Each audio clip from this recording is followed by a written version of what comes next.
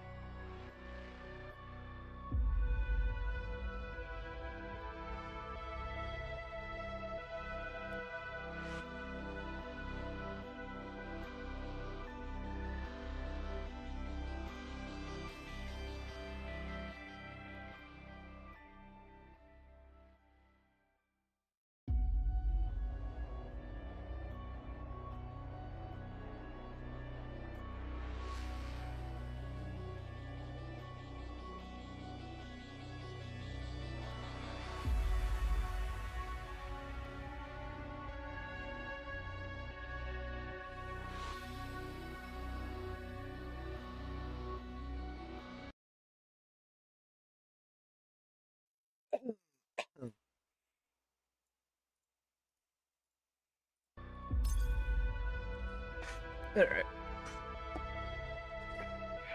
I have kind of neglected doing a lot in this game recently, because a lot of stuff's been going on in other games.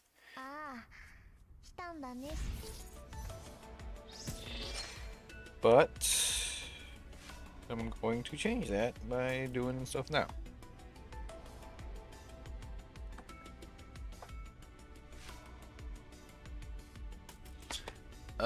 Give me a second.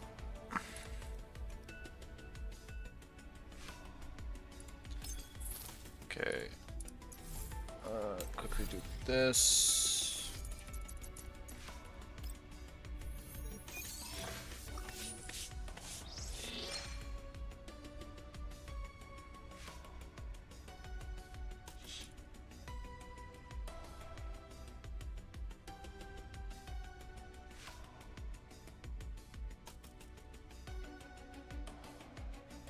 Oh.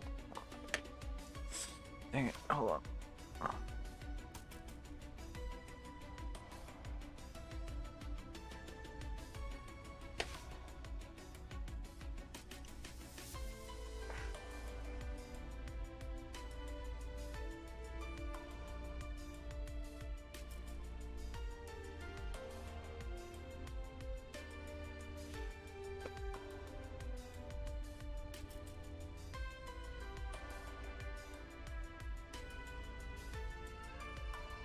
Ow.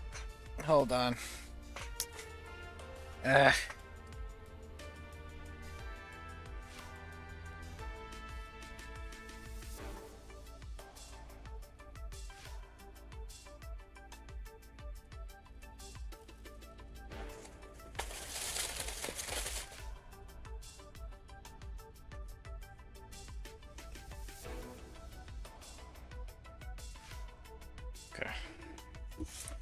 There we go.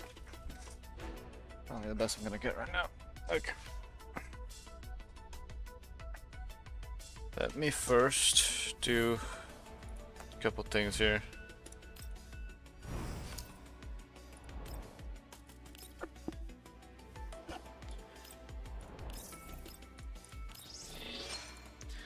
I do need to do a couple of these.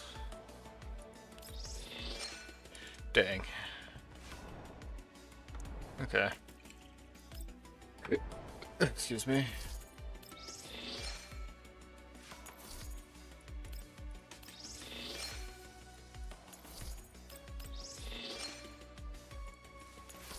Okay, yeah, let me just grab all of this. I have so much that I might as well.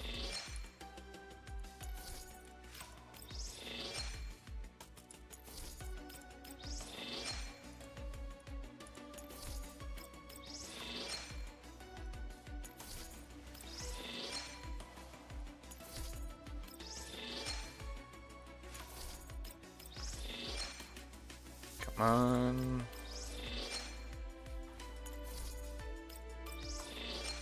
not gonna roll.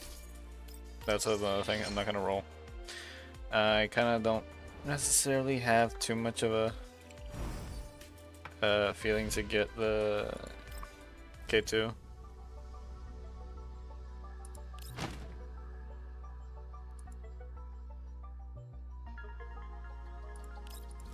Not really much reason to get either.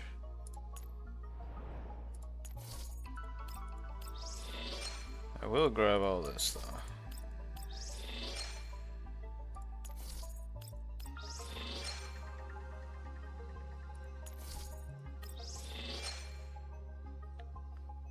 Okay.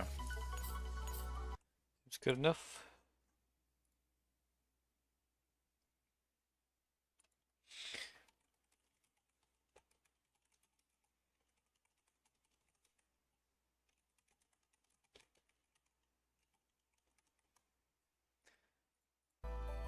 Okay.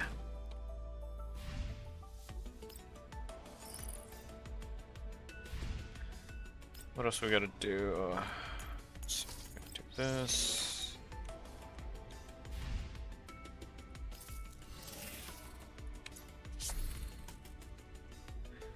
Okay, inverse cipher's also almost over.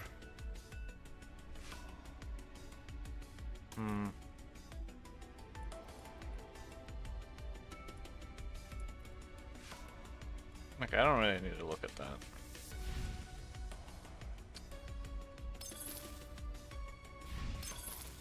Whoops. I need to do more of this, so I'm getting more of those little things. And do the bounties, but...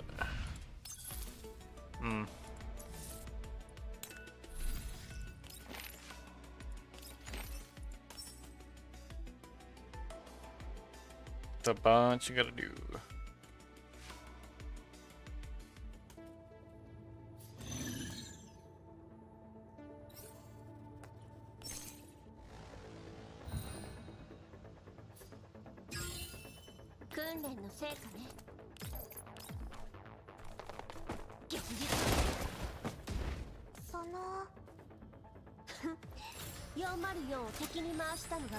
Okay.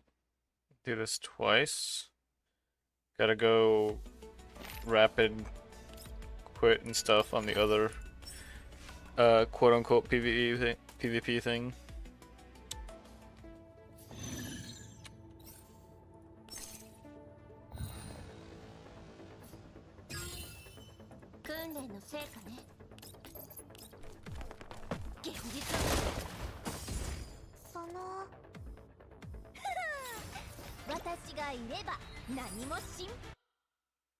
I gotta figure out what I gotta do to make them stronger.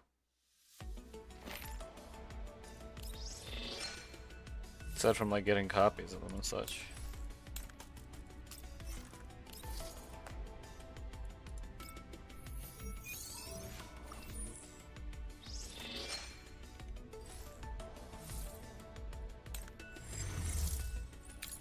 But this is just match quit, match quit, match quit. I just wish it'd load faster.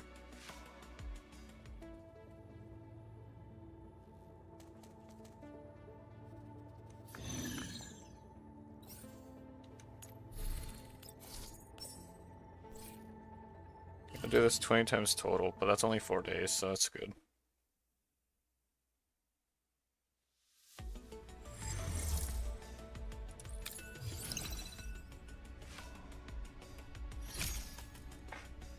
Ugh.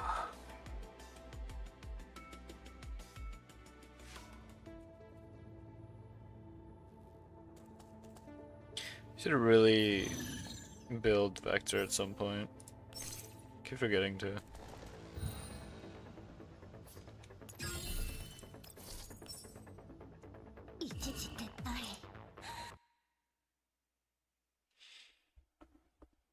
Oh, my head still hurts.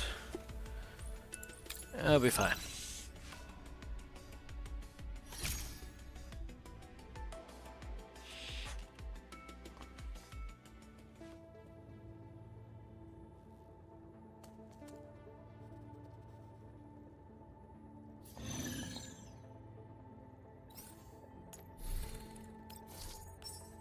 Thankfully, this is pretty simple. It's just a little tedious because it's 5 times.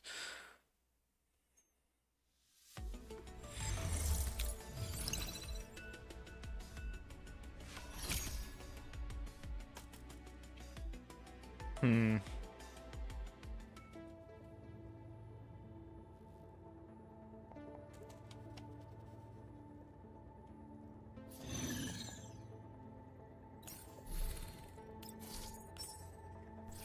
And of course, gotta do platoon thing too, but at least it's only like the daily and not the full Gunsmoke.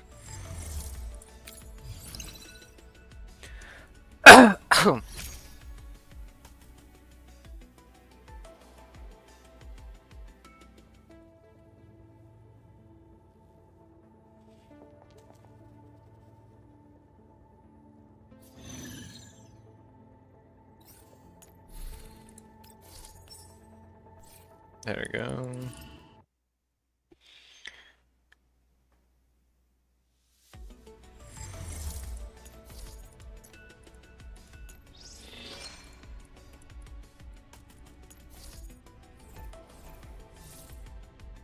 Okay,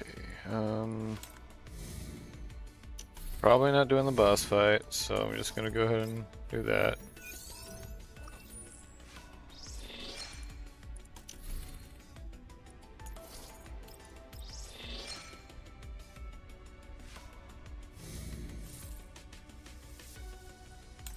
Okay, there's still over a week for that. I really should try to at least advance this a little bit.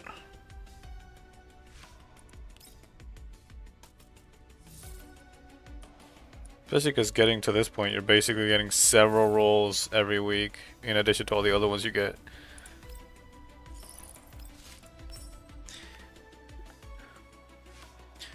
Let's auto this real quick.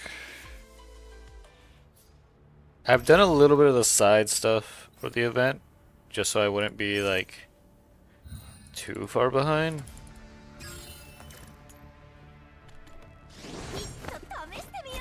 So that's one good thing.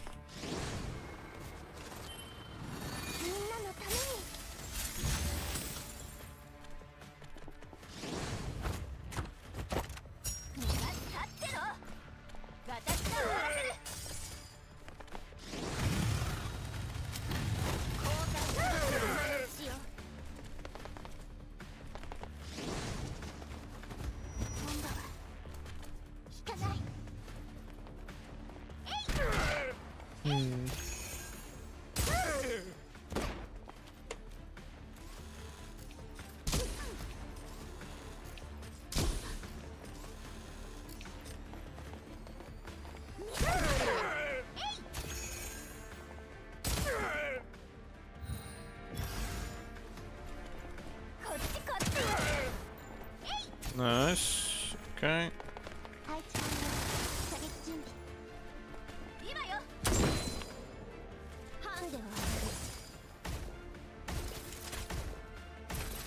Should kill all of them, yep. And done.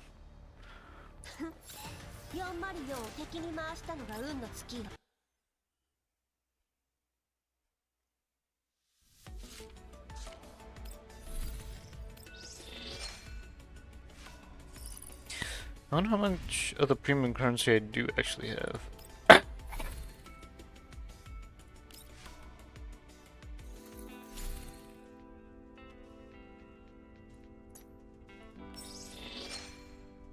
Man, I'm still so far from that skin.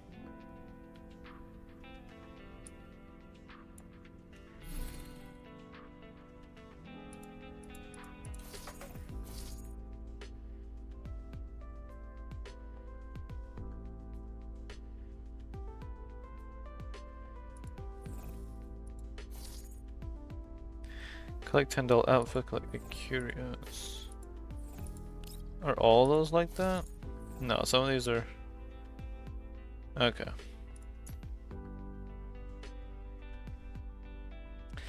Regular commission is probably what I need to be paying attention to. Military sim. I don't need to do more of those.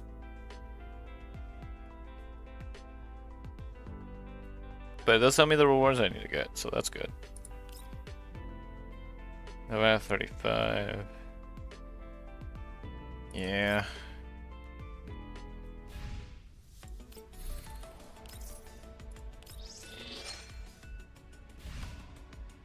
Event.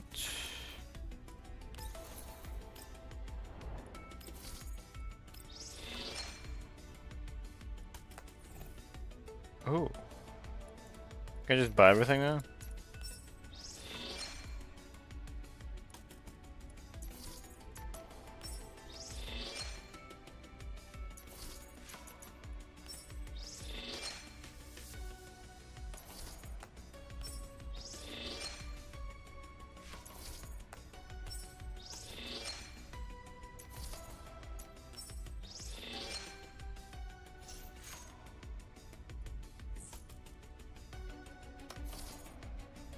There we go.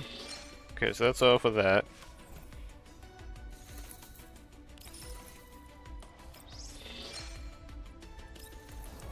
Should really do inverse. I may do these real quick just to get the gems. Oh, right back.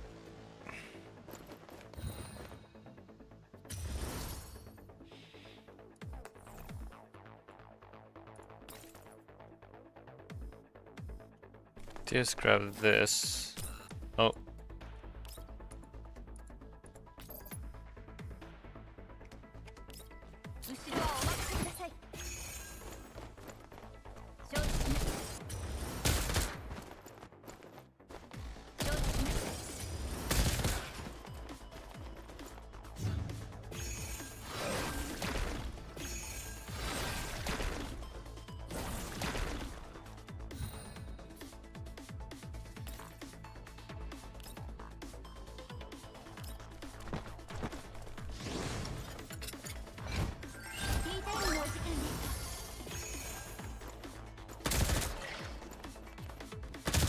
I probably should have moved her all the way forward.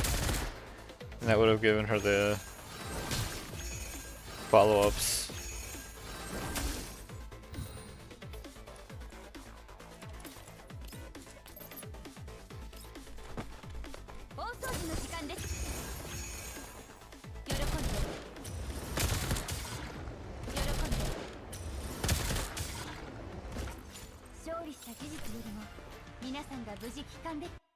Okay, now we go for K2, which I don't know K2's thing. I don't know what she does.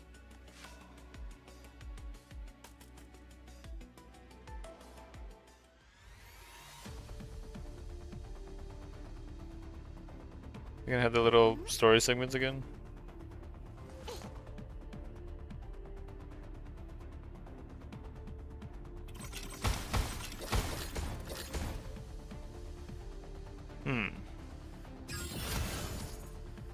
Support class. Defense shredding. Aids to physical damage. Targets reduced to defense exceeds 100%. The damage dealt is increased. Dance step has its damage output absorbably. Trigger map wide support effects.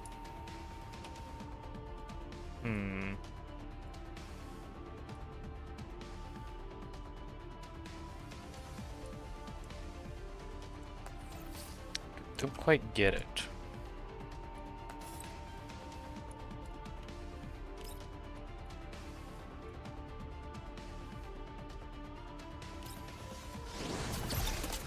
Whoops. I should have lowered the speed.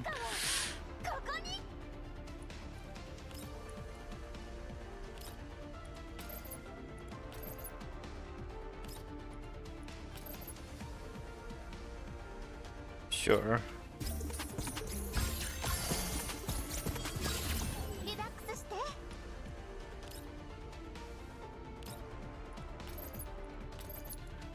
Pop that one real quick. Wait, how much can she do? It's still her turn. There we go.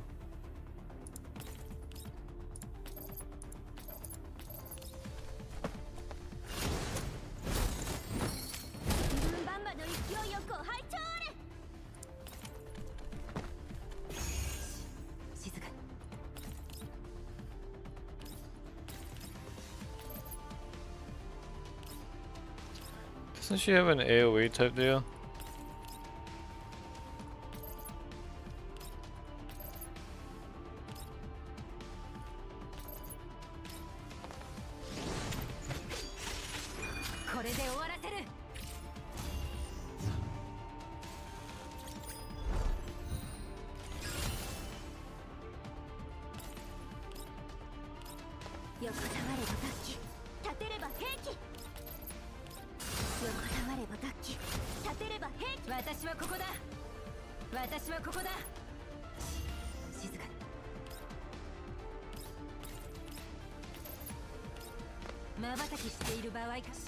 Okay. I don't quite get her. I don't quite get it. But oop, hold on. I'll take. There's another milestone I got.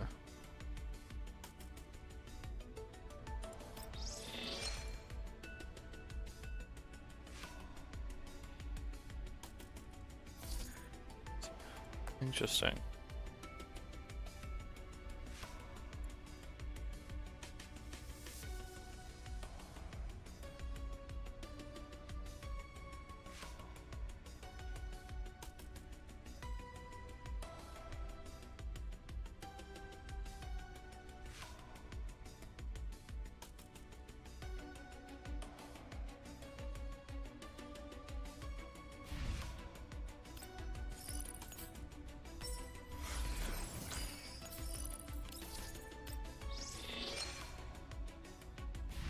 Okay. I haven't done this at all, but I think you have to do it several times. Of course, it's just, you know, simple.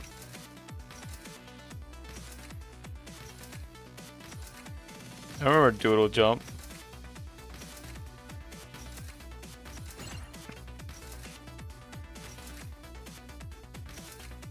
Dang it, I missed it.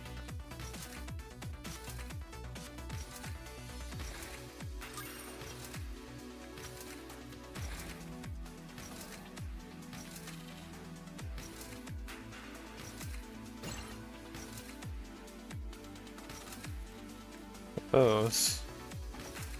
Oh, that's.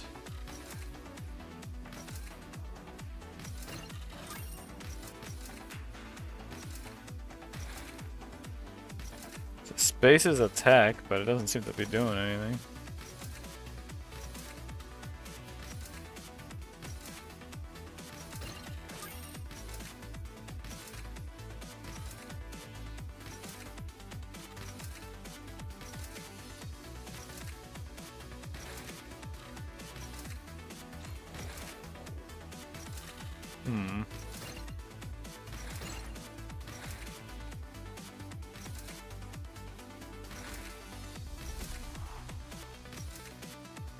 Ooh.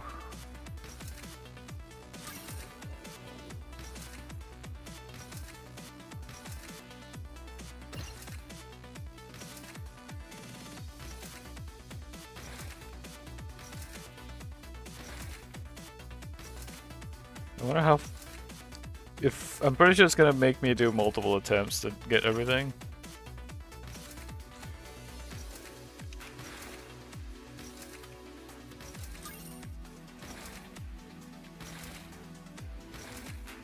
But I wonder how many different mechanics are in this.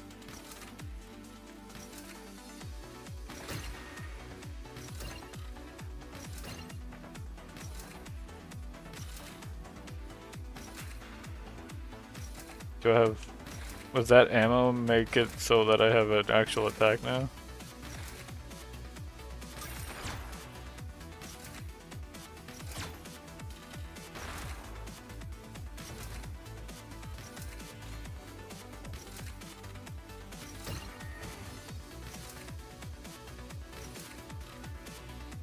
Oh no! Well, there it goes. Let's see how many times I have to do this to get everything.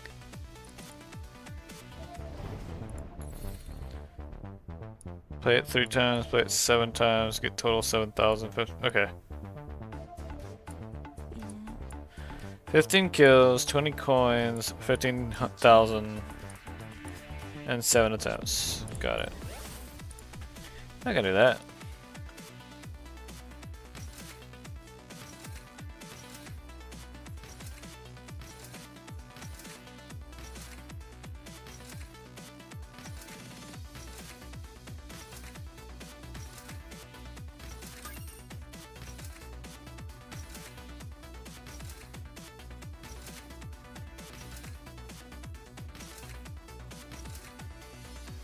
I think I can stomp on the enemies.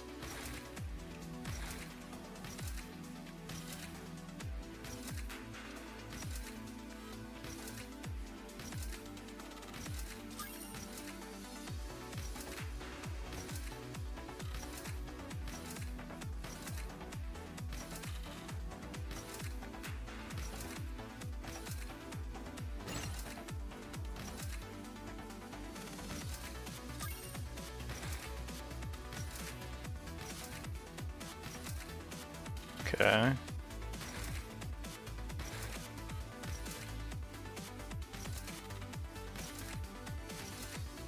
Dang it, I missed a coin.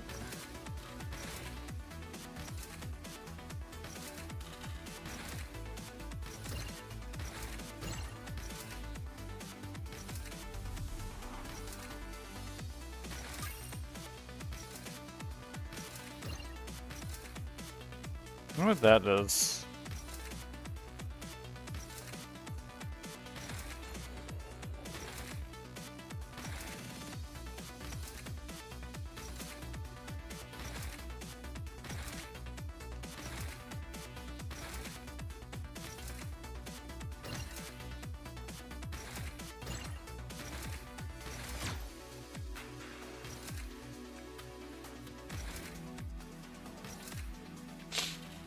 Okay.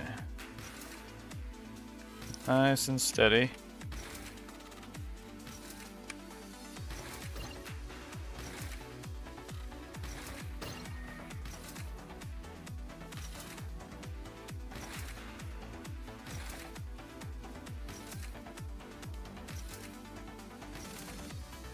Nice and steady.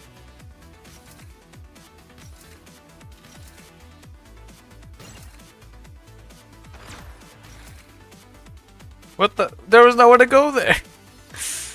Alright.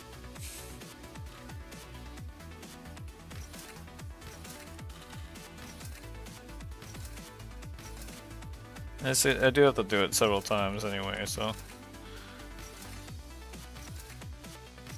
I guess I was supposed to jump on the enemy.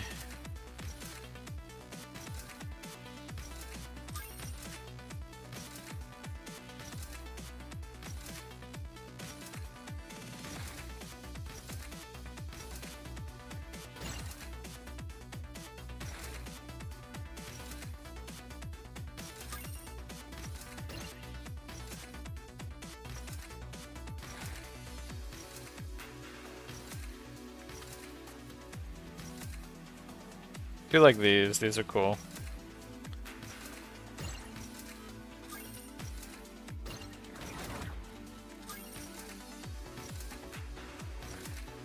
Gonna get a lot of coins and a lot of enemy kills though.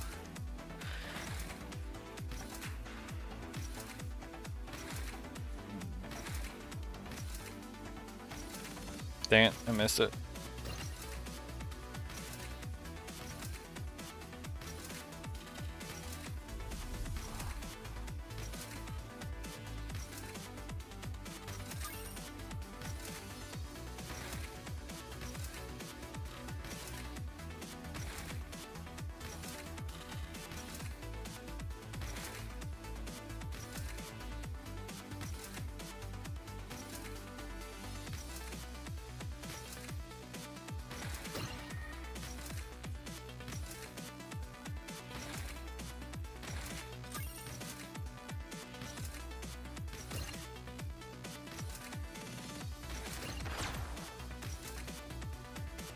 Ah.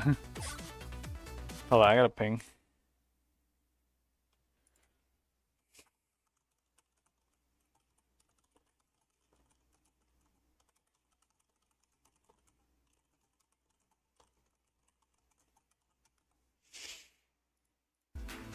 Okay. Try this again.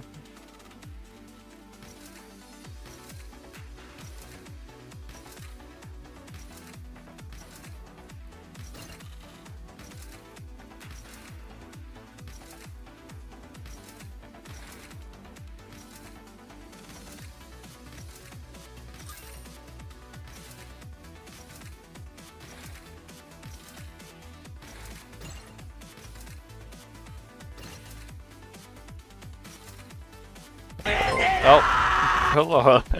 Thank you for this. Oops, misclick. What do you mean misclick? Ah!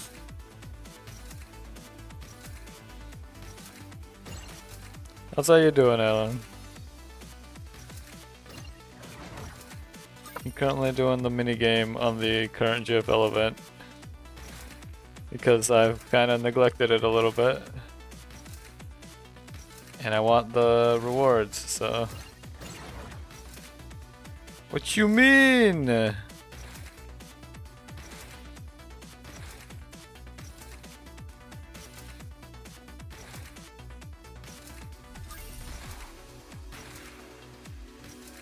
Okay.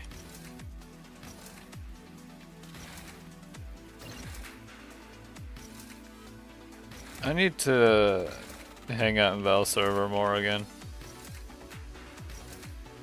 Been hanging out with some other people recently. But I need to hang out there again more.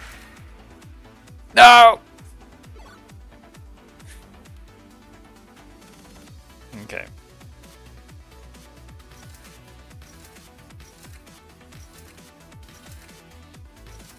We liberated Mog, yeah. I think we're barely gonna manage one of the other ones if the DSS moves to one.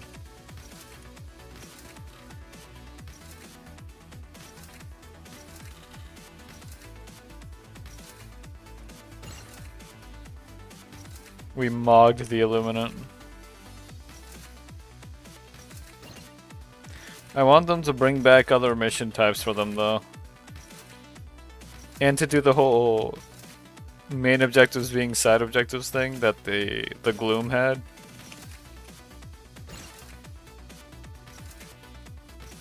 Oh. What? Okay. No, it's not my fault, alright? I should do a diver salute type emote though.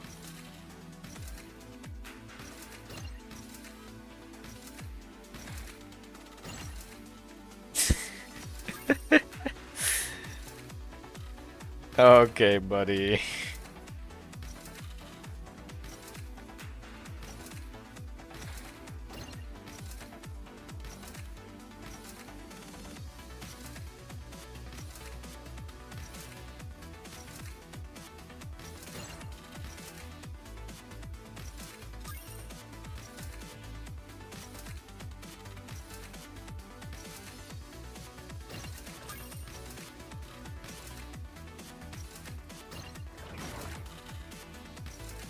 Double magnet.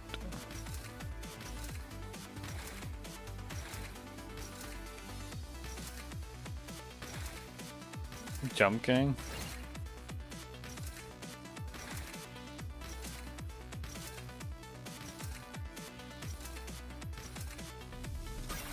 Honestly, I've never played Jump King. I do know that like there's that whole saga from Cali from Hololive playing it though.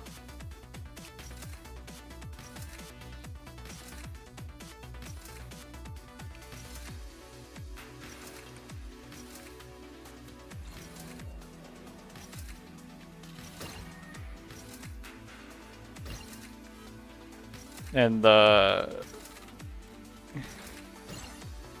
was like a big thing for a while.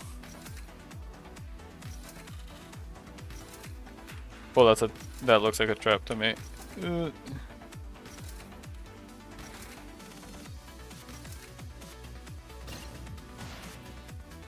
Oh.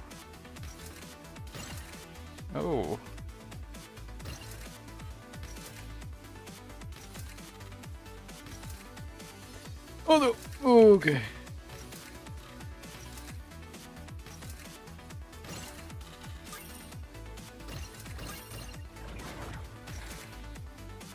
Nope! Ah! Okay, well. New record.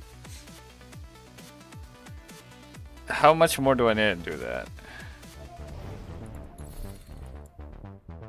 Just playing it one more time and killing another 3. Yeah, I can do that later. I do kind of got to do the actual story and everything, but first let me see about finishing this.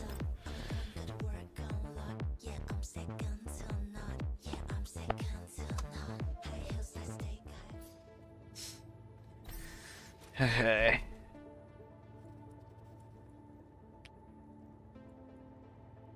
This one's probably going to be the most annoying. So, hyper focusing is probably the best idea.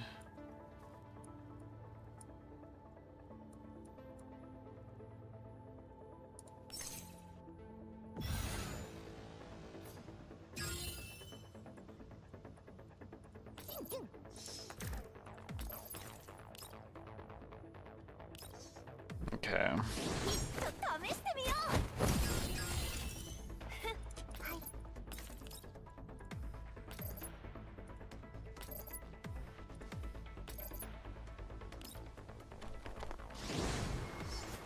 Let's see here.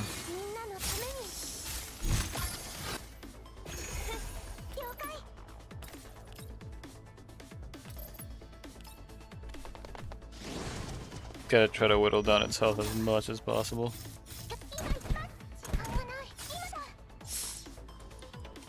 Oh, hello.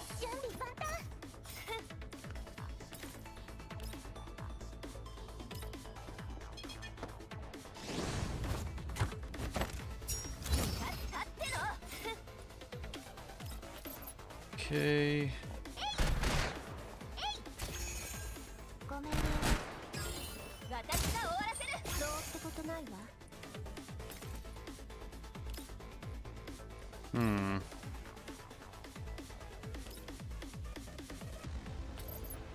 Sure.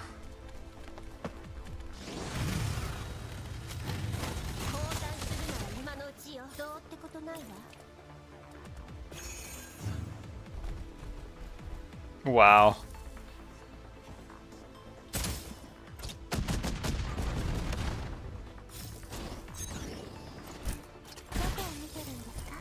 That's just rude.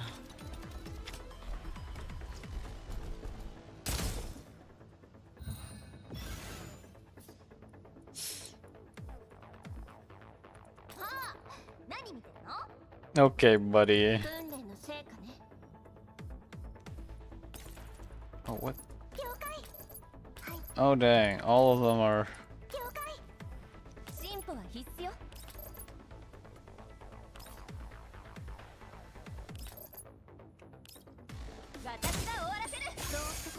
All of them are afflicted right now. This is a problem. Big problem.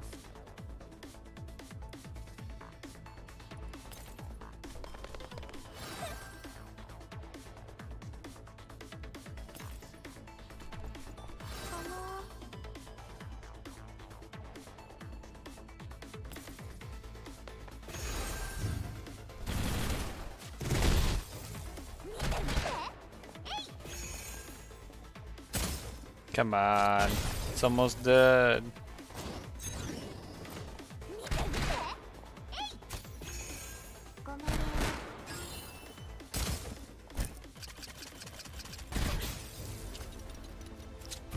Ooh. Okay, that's not good.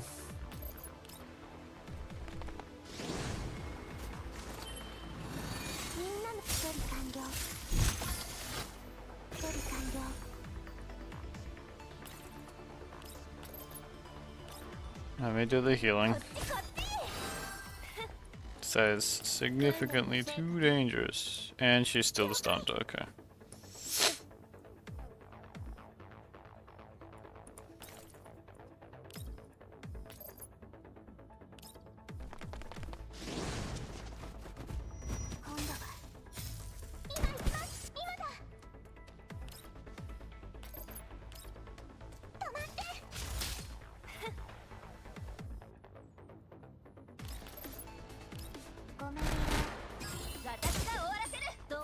ないわ。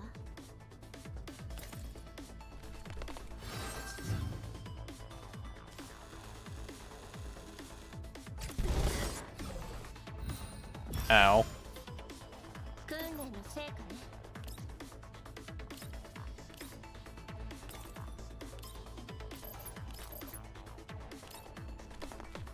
現実を知りなさい。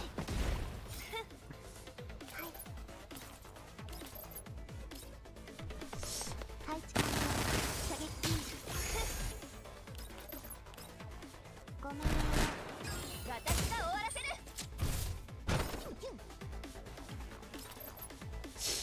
ごめんね。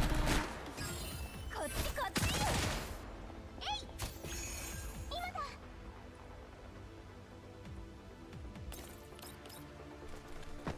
準備万端。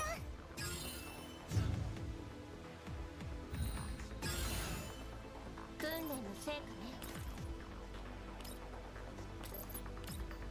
Okay. Let's do this. Use her ult, and I'm going to move her literally on the other side.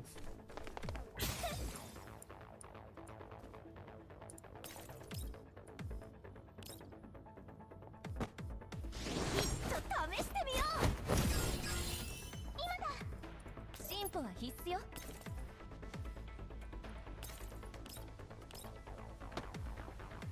Let's go back here, and then I'll pop her skill too.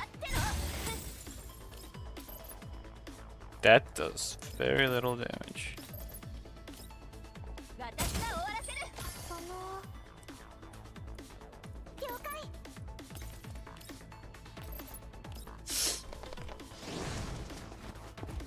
今度はかない。今だ。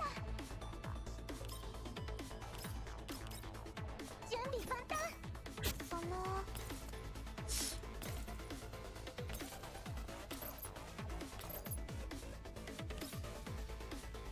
And the levels of resistance these guys have is ridiculous. ごめんね。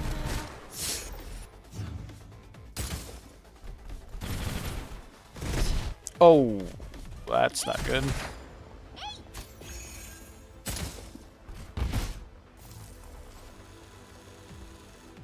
どこを見てるんですか？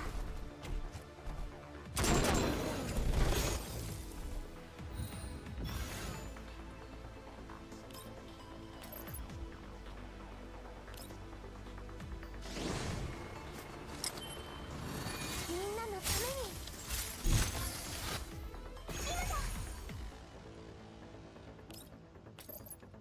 Okay, pop them real quick. 今度は今だ。準備万端。さあ、何見てるの？ Can I not get her into a point where she can attack? Oh, that works. こっちこっち。えい。見て見て。えい。私が楽勝よ。 There we go. Took a bit, but we did it. 私がいれば何も心配なし。 There's only one more left on that. I think I'll do later.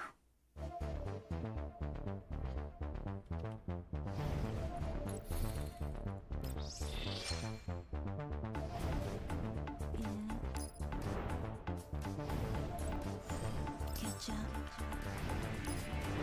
Watch me step in the lights up. I'm the point, gotta work on love. Yeah, I'm second to none. Yeah, I'm second to none. High heels, I stay high race. I don't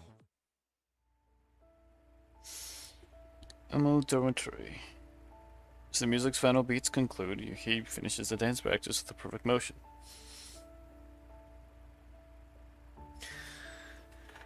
I still wonder if these chairs are actually any, like, hold on. I don't really know if these chairs would be comfortable. They look like they're just made straight out of metal.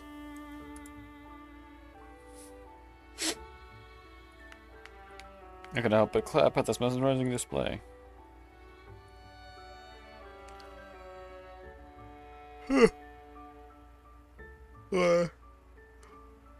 Commander, When did you... Is this late already? Yeah, but I can wait. No rush. No, that won't do. I was the one who invited you. You're here to help me out, too. Okay, sit down, have some tea. Yui expeditiously carries over a chair, stuffing a mug of steaming hot tea into my hand. A flowery fragrance hits me, emanating from the cup's contents. No need to go so far. You told me before that you wanted me to help you tidy up some neural data, right? Yes, the records I wanted you to go over with me are from before that special day as well. A time not unlike now. Memorable experience, yes? Yeah, it wasn't exciting or frightening, nor anything that changed the world. Still, I look back on it fondly, and it taught me a lot. Alright, I'll do my best to help you. Shall we begin? Yeah, I'll be in your care.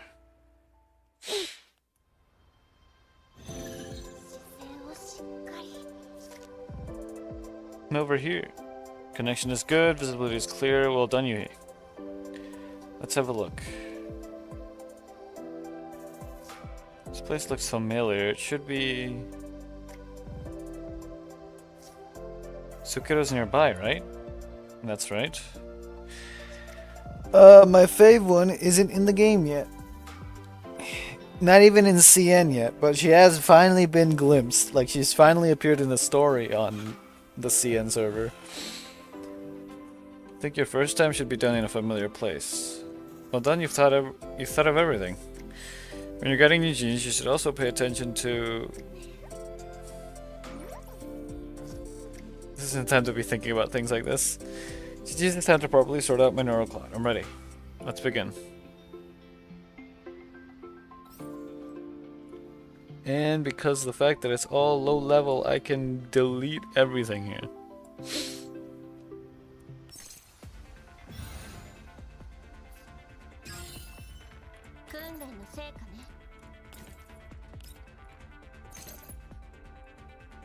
Actually,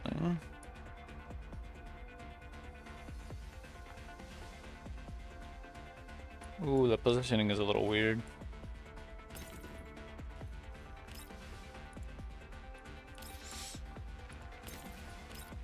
I can delete most everything really easily. That better not have stopped me. Okay, good.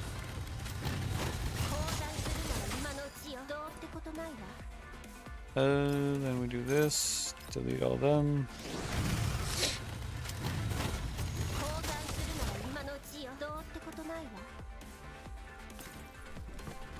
And then that's it.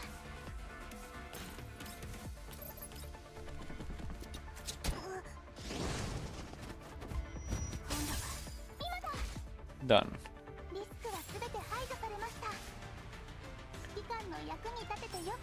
This should be a fairly quick event to do. From what I understand.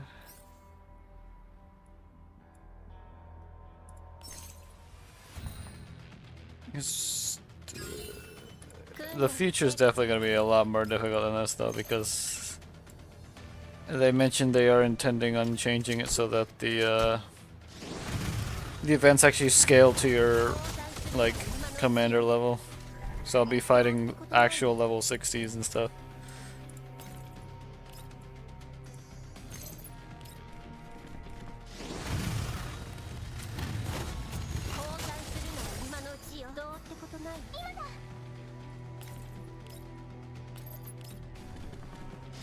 These guys are all like level 20 or 15, something like that.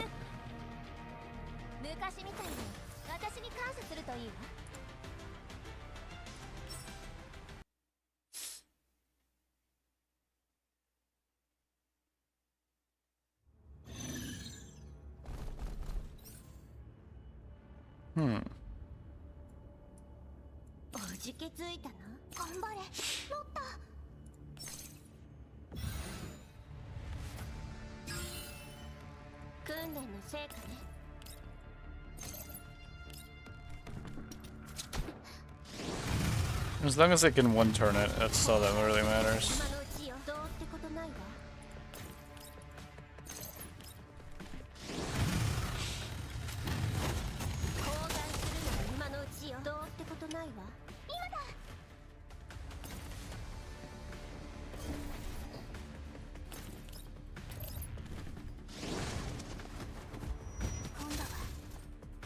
Okay. The organization's going smoothly so far. Never thought you would run into Nagat and Senya there. Yeah, I was a bit shocked too, with how big the world is. Running into past companions by sheer chance might as well be a miracle. And they helped me out a lot back then too. I haven't gotten the chance to thank them properly since I got on board. Maybe I should take some flowers with me? What do you think? It's a good idea. Expressing your thoughts with flowers is a holiday tradition too.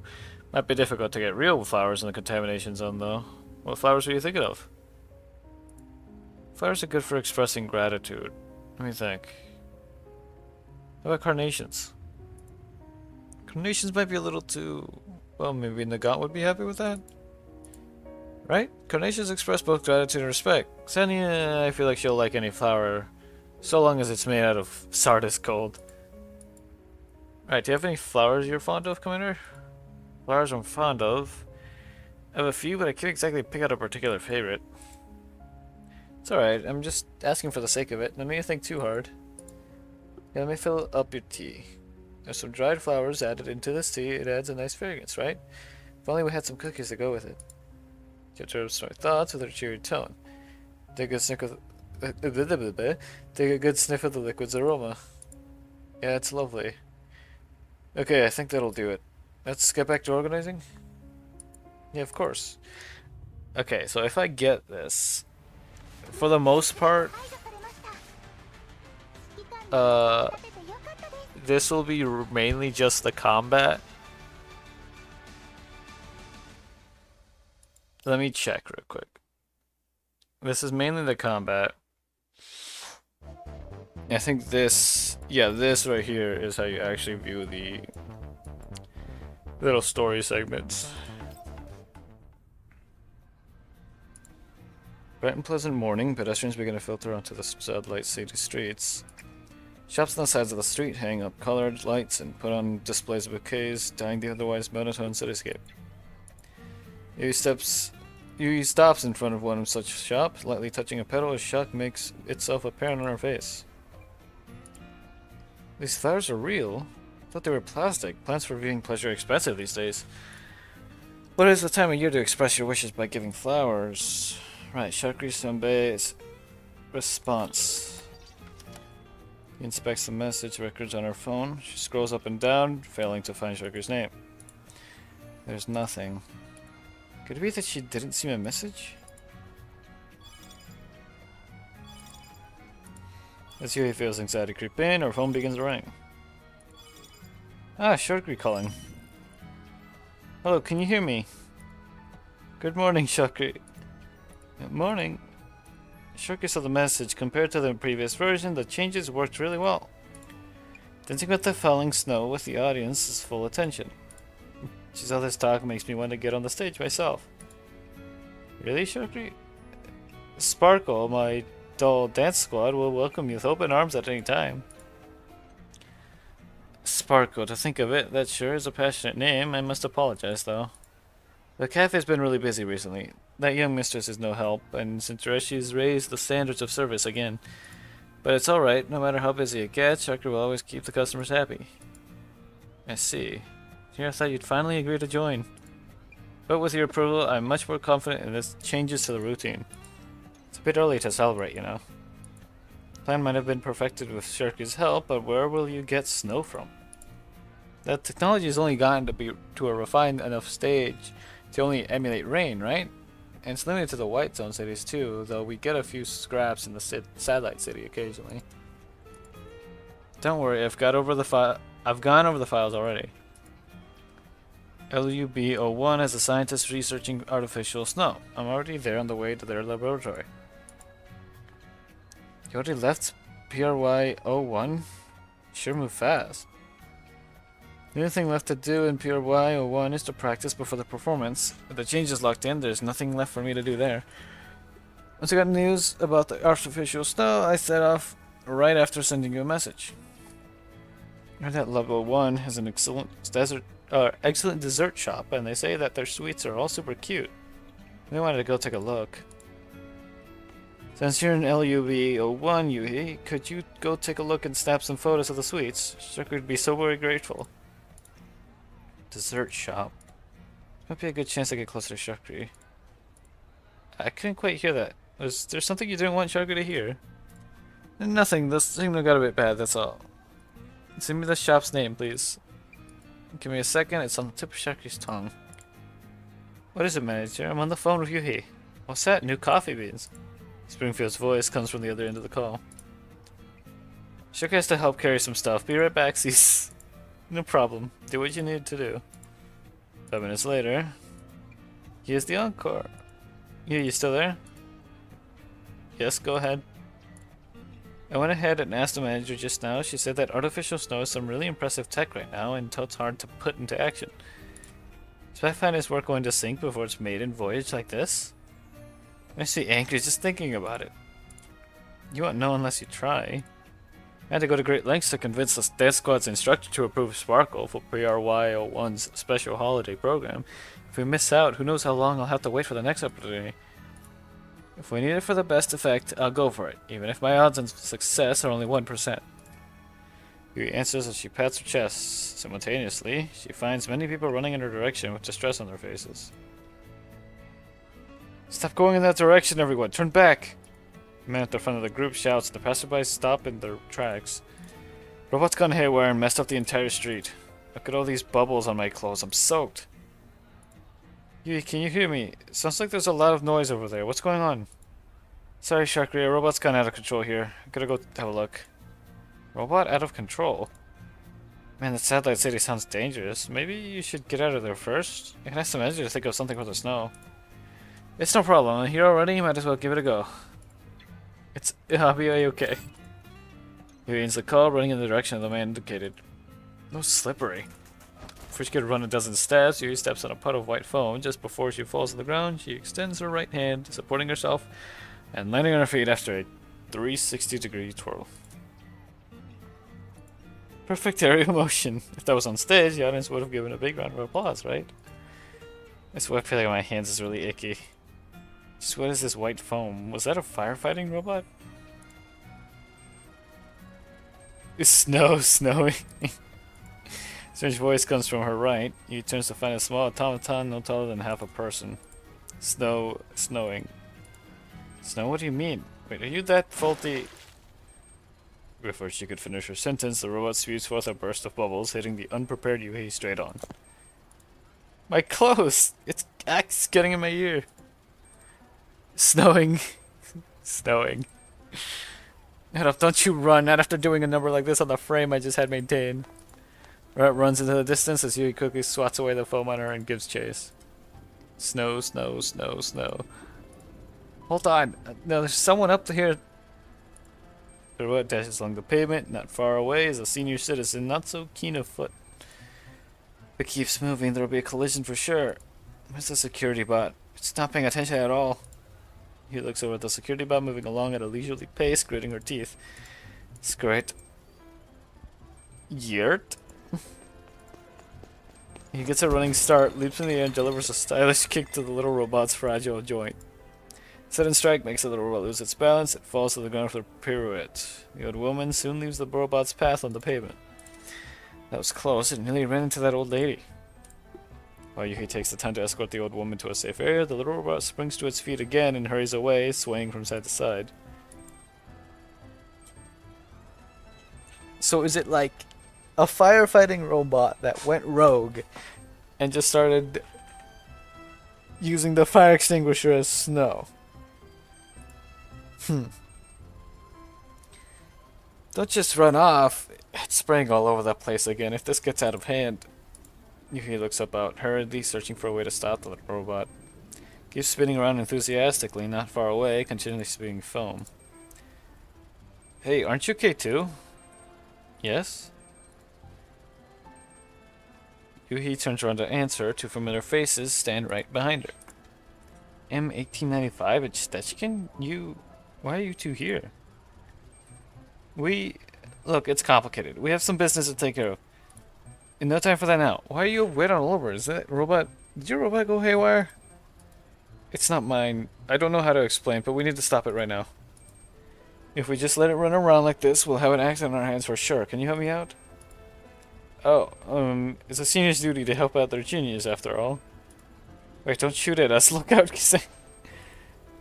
And I got some reminder. Ksenia unhurriedly bends downwards as the glob of foam flies by just above her head. Any ideas, my good senior? This bubble monster's about to flood all the shops here. I'm thinking, okay? Get a move on at least. Don't just stand there playing games. Okay, your wish is my command. Ksenia puts away her terminal, following Nagant's footsteps and taking cover behind a toppled table. Still thinking? Of course not. We need to prioritize getting the source of the chaos under control. Right, K2 and I will pin it down so it doesn't move so much. You look for timing and grab it from its bubble spewing dead zone. Where's the hardest part being left on me? Ksenia. Okay, it's in order. I get it. But an extra hour on my break times from now on. No haggling. Any questions, K2? No, let's go. Okay, so that's what the first one's thing was. So basically it's like a back and forth type thing. As in there's the levels and then you'd go here and watch this and then... Okay, so there's only 8. No running this time. Hearing the sound behind itself, the robot turns around exaggeratedly. Before it could focus its camera on Yuhi, Nagant had already restrained it with the rope she had on her body. Scary lawbreaker. You're the one causing all this ruckus and you dare yell that at us? Ah, right. M1895 Sechin, thank you. Without your help, I probably would have never caught this little guy. Don't worry about it. Of course you've got to give an old friend a hand. Speaking of which, you're still the exact same as before after all this time. Really? The exact same? The exact same. But he tried so hard for so long. News seemed to hit Yuhi hard. It's our first time meeting after we left Griffin, right? Oh, right, Steskin changed her name. Goes by Ksenia now. Nagant here hasn't changed much, just like you. Still good old Nagant. Us elders gotta respect tradition. You snappers wouldn't get it. Going from Nagant M1985 to Nagant is still a difference. Sure thing, buddy. I'm called Yuhi now. Seemingly still recovering from the shock, Yuhi looks like she is still coming back to her senses. Is your new name? Sure has a nice ring to it. Yuhi, do you work around here now? No, I work in a performance troupe. I came here to look for some technical assistance with artificial snow. Performance group? In need of artificial snow? Yes, I put together a doll dance group called Sparkle. The troupe recently took on a major contract and Sparkle will be responsible for part of the program. To add a bit of atmosphere, we're looking for some help with artificial snow. As the topic shifts to her field, Yuhi seems to ease up a bit. Oh, sounds impressive. Unlike us, all we do is the grunt work to help with city security. Basically no holidays, too. We finally got a few days to rest and recover, but the first thing we encounter is a public incident. Say, do you think I could get a bonus for overtime? It's just one hell of a holiday you're having. Aren't you here for the competition? Competition? What competition? Is there an event or something going on here? Holiday event of sorts. The sizable prize pool about... Here there are rare flowers up for grabs this time. The type that don't wither even if it left alone for ages. It's been the talk of the town. How come you haven't heard about this? Well, I suppose I've been rather busy with putting together our dance routine and didn't have time for much else. Are you guys here to win the cash prize and take home beautiful flowers for a special day? You got half of it, right?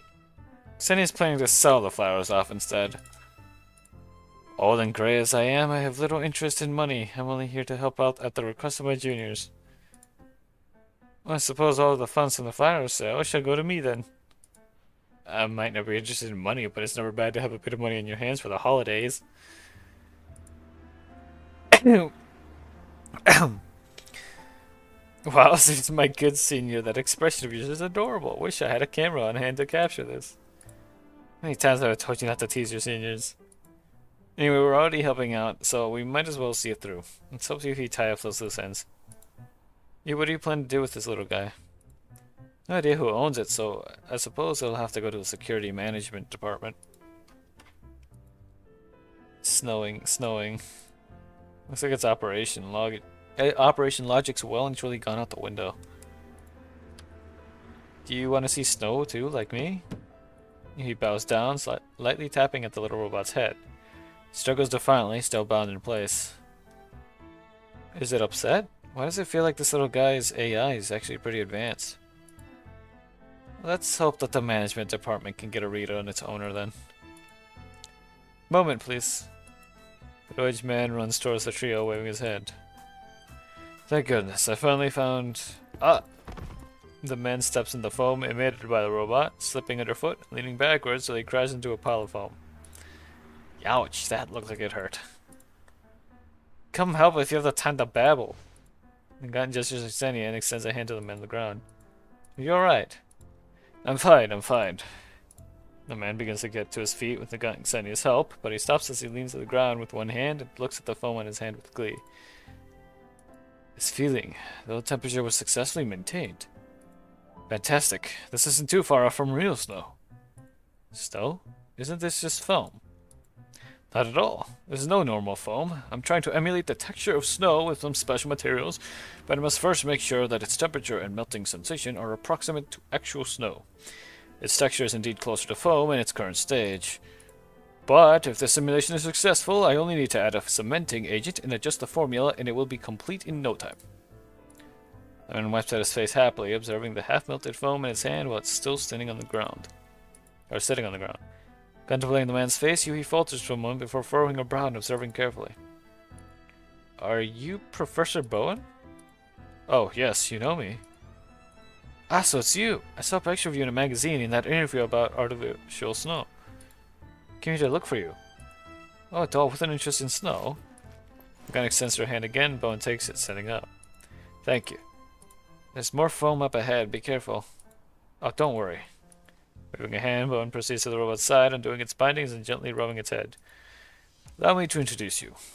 This is Lumi, the artificial snow dispersion robot I've been working on. Recently, the programming's gone a bit off, and it often runs about like that, creating trouble. Whether it's compensation or apologies you want, I shall bear responsibility. The programming error will be rectified as soon as possible. Lumi.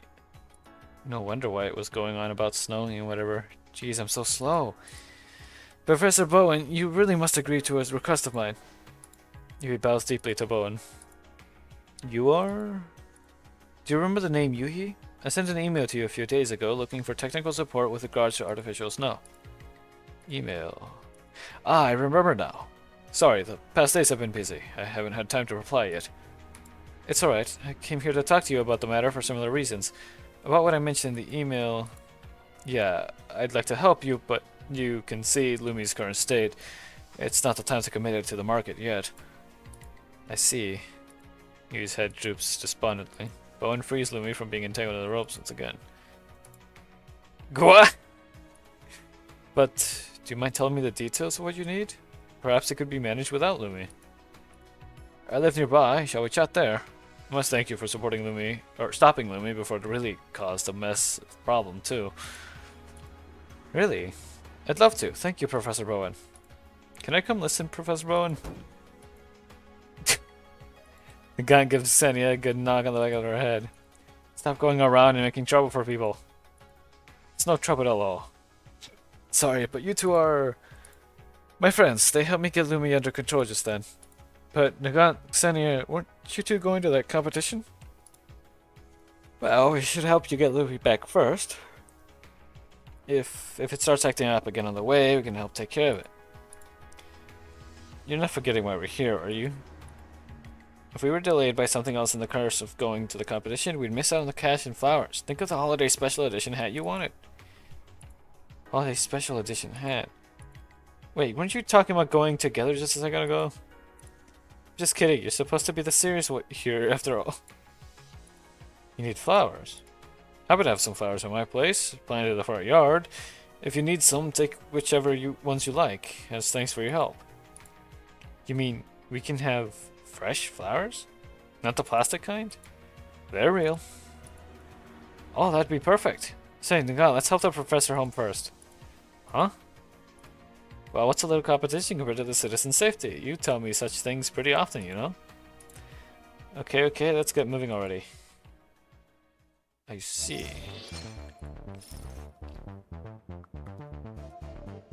Maybe I should finish up the combat first, but I'm pretty sure the last one would probably be some sort of story bit.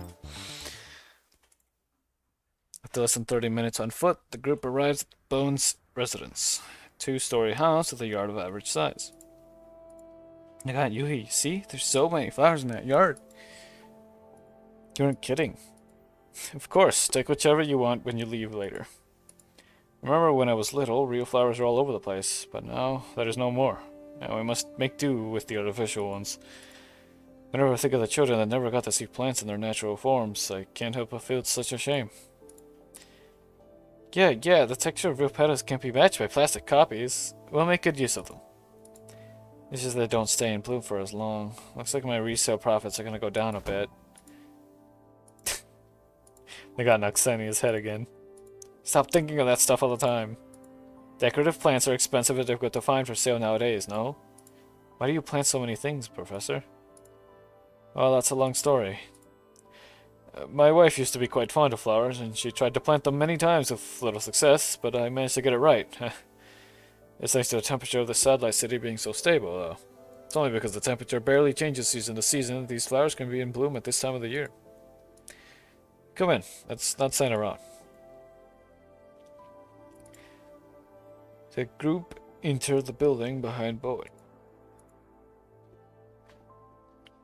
Sit wherever you like. I'll go get some snacks and drinks. No need. Before Yuhi could turn down the offer, Bowen proceeds into the kitchen, but not before putting on the record player next to him on the way. Gentle tune fills the room, and Yuhi cannot stop herself from lightly swaying her body to the rhythm. What a cozy song. Let me see. Dance in Dreams, I think. A rearrangement of a classic piece. What was it called again? Oh. What the...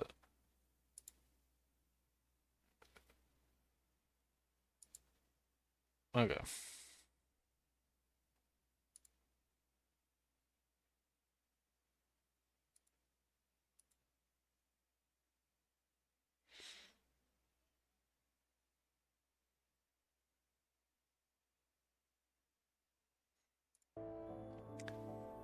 Serious thing, rearrangement of a classic piece. What was it called again? Wait, let me have a look. Yeah, that's the name. A rearrangement of the piano piece Rêve d'amour. And it's quite popular as a holiday song these days. How do you know this stuff? It played in the shop I part-timed at. He reads about the piece on our terminal as Nagat and Xenia chatter, checking in the living room's furnishings. Soon after, the rich aroma of butter and cinnamon comes drifting forth from the kitchen. Ooh, that's butter, cookies, and cinnamon biscuits. Impressive, being able to tell from the smell alone. I'm pretty familiar with with what different sweets smell like. I got these from Passion. Have you heard of the place? Passion. He flips through messages on our phone. That's the place Sharkry was talking about. It's pretty famous here in Loop 01. It's positioned on a shopping street. There's often people queuing up outside. Don't be shy. Eat whatever you like. I bought plenty. Sorry. What? Is it not to your taste? No. I just do work related to dancing. I need to watch my weight. Dolls can get fat? We can't, but the other dancers all control their weight. I want to learn from them and train my mental fortitude this way. I see. What a shame. Bowen places the tray full of cookies on the table. Just say let's go. Lumi runs over with an immense excitement. Cookie, passion, cookie. Here you go. Don't go throwing it about. Pat crosses Lumi's shell, picking up a biscuit and placing it on Rumi's round head. That little guy has a gastro module? Ah, no, I just like to say Lumi's curiosity. It can't actually eat. Seems like you two get along really well. You don't treat it like a robot at all, with the way you touch its head so often. Is that so? Lumi's something my late wife left behind. Its existence is special to me. Ah, the lady who left flowers, right? I'm sorry. It's fine. No need. Bowen smiles bitterly, taking a sip from his teacup. Before adult technology became common, my wife was dedicated to the field of machine learning and led a research team for the integration of AI with robotics. But even after she passed from illness, the program never managed to break past its technological bottleneck. Because of the lack of progress on a technological level, the funds for the program were eventually cut, and things came to an end. Lumi was the first sample my wife created, and the only prototype. Did you keep Lumi to continue developing it? My field of research is not the same as my wife's. I've added many functions to Lumi that are my own research, but there's nothing I can do for the AI in it. My work can hardly be called development. To me, its growth is more like a little kid's. I teach it what I know, bit by bit. Lumi is very important to me. A certain gentleness appears on Professor Bone's face as he speaks of Lumi and his wife. He suddenly gets a feeling that she shouldn't interrupt his reminiscence. Regrettably, Xenia takes no note of the conversational atmosphere over here, her attention captured by flowers used in the indoors furnishing. Lumi's AI is pretty impressive, though. It was this good back then? Yeah, the security bots from security management aren't on the same level at all. It's nothing compared to the dolls of today, but back then, Lumi had a high-performance AI for sure. Just think of it as a product of things now obsolete. I see. Right, I nearly forgot why I was here. Professor, about the artificial snow. Could you tell me why you need this artificial snow and what you plan to use it for? Why... Mincing her words a little, Yui tucks her hands away behind her back, running her index fingers together. Me and the others in my dance squad have a performance that's very important to us coming up. I wanted to add some falling snow in the middle of the routine to give it a little oomph. Even since the proliferation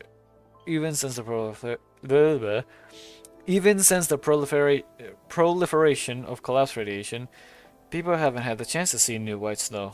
The fantasy of snow is a key element of our dance's very essence, so I wanted there to be snow at the climax of the routine, even for just a minute. Looks like this is a request I can't say no to. Eh? He looks at Bowen in surprise. If it's in a small radius for a short time, and I can be there for tech support, I think Lumi should be able to manage it. I could use this chance to get another round of experimental data. Show that data gathered in a practical scenario would be valuable. Perfect. Thank you, Professor. He jumps with joy, a blush spreading across her cheeks. Not so fast. My agreement alone is not enough.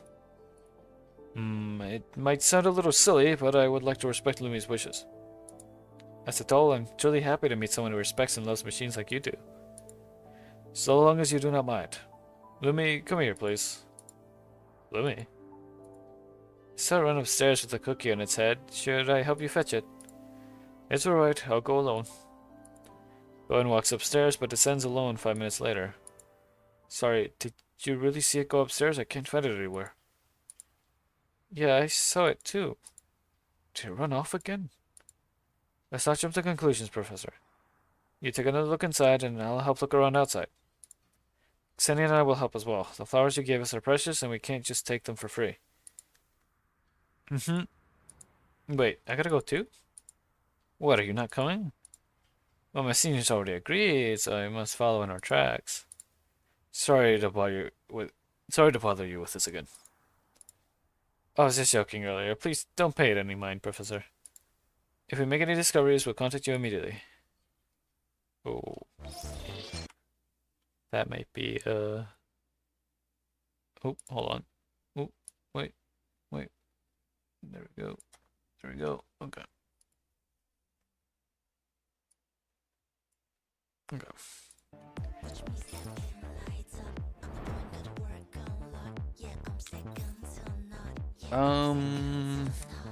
These side ones are just for like little extra rewards anyway, so it's fine.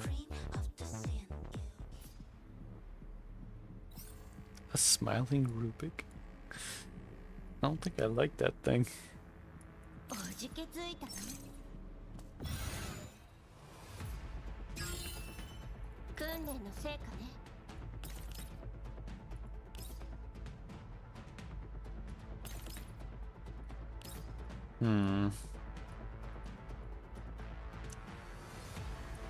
A little problematic this way, but sure.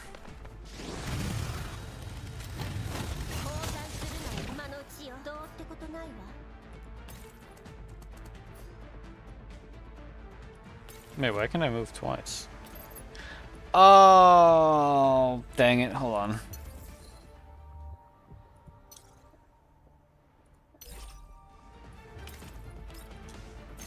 Right, I forget. You can do it twice if you kill 2 or more enemies with the ult.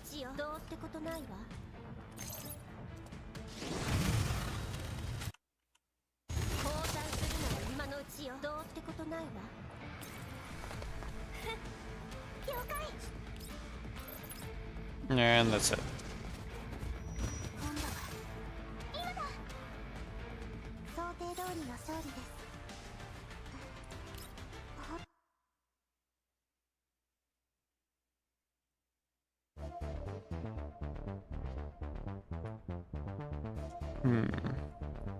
A lot of these side ones on this.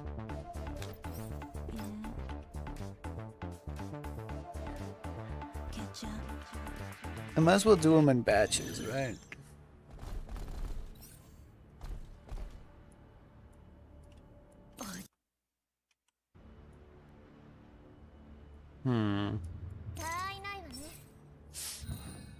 Could probably do something like this.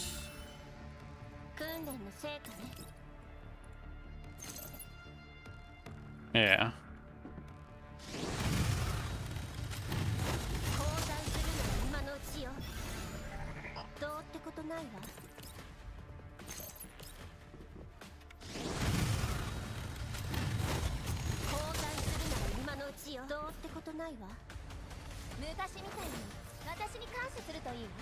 I was definitely a type where I could just have deployed her by herself.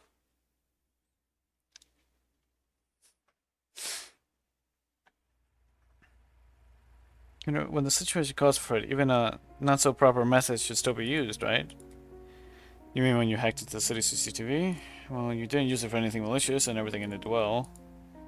I know, right? You're the best. You went so far to help Professor Bowen look for Lumi just so you could have some artificial snow. There must be something more at play. You're right, Commander. I did initially stick him out because I wanted to use artificial snow for a performance after knowing what Lumi meant to him, though I couldn't just let it be. Before I realized it, I started taking it like a competition with how good Lumi was at running away. Does sound like something you would do. Should I take that as a compliment? Of course. If you weren't like that, you wouldn't have been able to continue dancing. Commander. Seriously, getting all sincere all of a sudden is embarrassing, you know? But I do like it. Brilliant smile makes me ease up, too. Looking forward a little to what's next. Shall we continue? Yep, this is the best part of the performance. Come quick here. What's this music? Did you want to take a break? You've been at it for so long. You know, get to enjoy your dancing again? I just can't keep anything from you, can I? Well, as you wish. You just finished arranging the steps of this dance, so you'll be the first person to see it. She does have a lot of... what's it called? Idle animations, if I remember right. And from what I saw from the little, what's it called? Her moves, her actual, like, skills and stuff all have different, like, dances and stuff. From when the little, like, character trial thing. Watch people dancing, I feel happy. Does it mean you like it? Can I take that to mean that you approve? Of course. It's great. Actually, there's more after this. So the intermission should be over by now, right? We aren't done yet. You're right. I think I should wait until it's all over before putting on a show for you.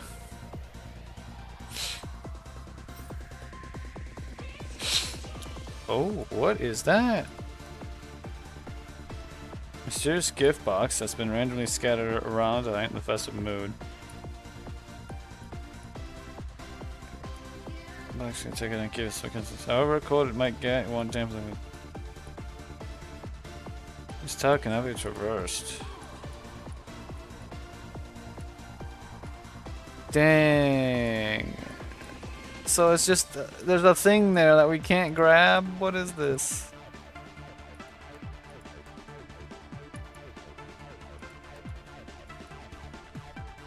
There's no way up there, dang. Unless... Wait a second. Wait a second. Wait a second.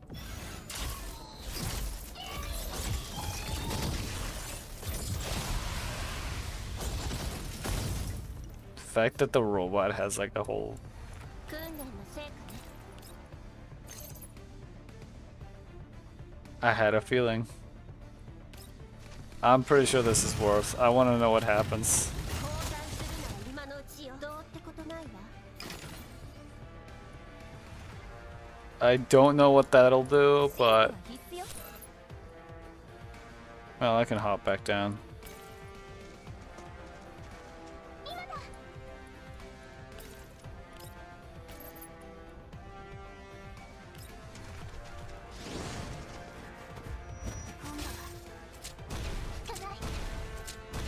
I hope there hasn't been one of those in every single level and I've been missing all of them.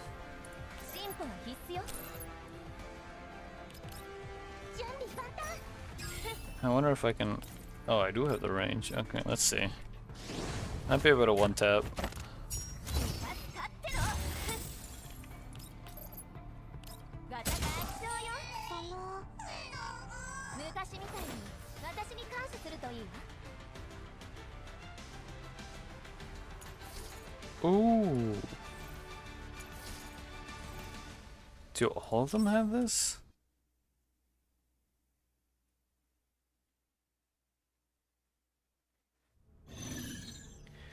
Well, now I have to keep an eye out.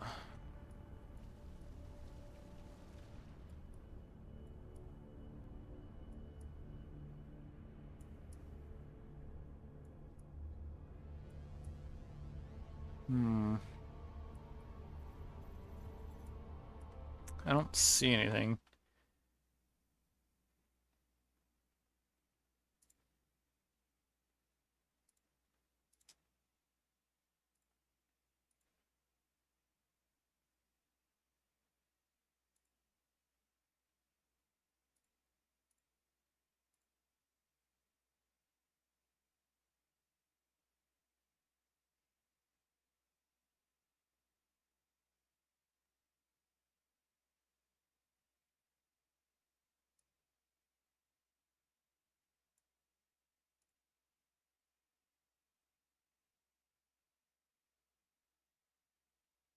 Let's see.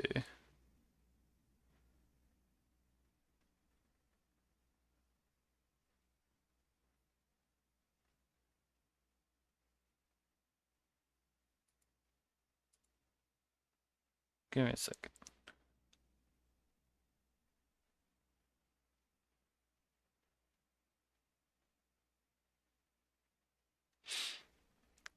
Ah, my head.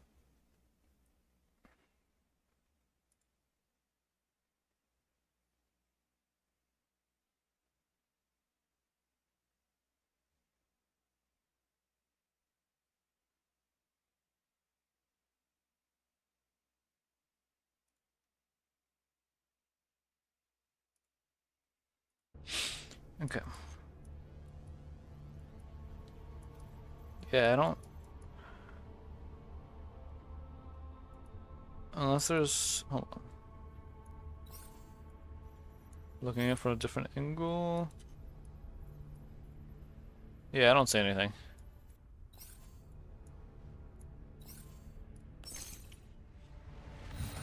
Anyway. 訓練の成果ね。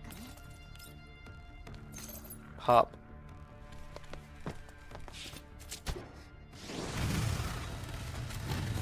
交換するなら今のうちよ。どうってことないわ。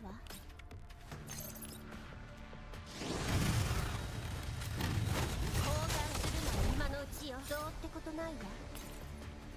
今だ。進歩は必須よ。了解。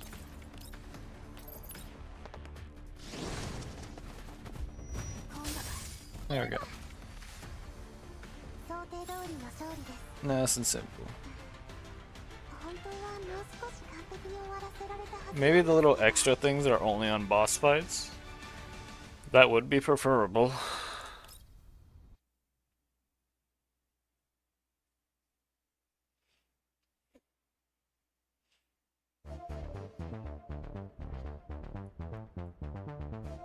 Let me do this real quick too. And then I'll go look at more of the story.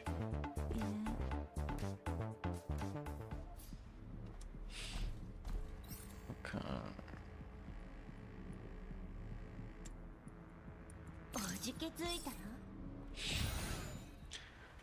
See how we can do this. Alright. Right here.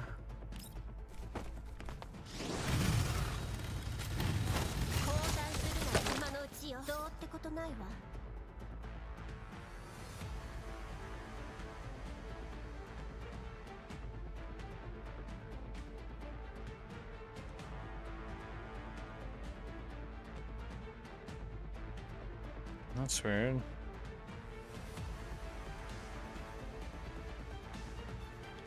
Okay.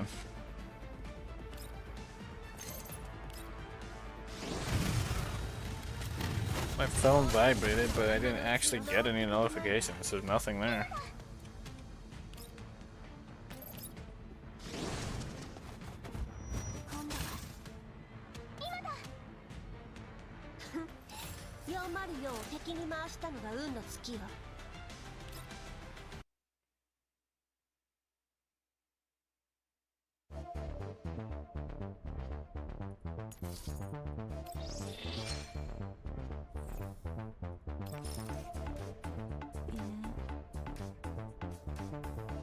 Okay.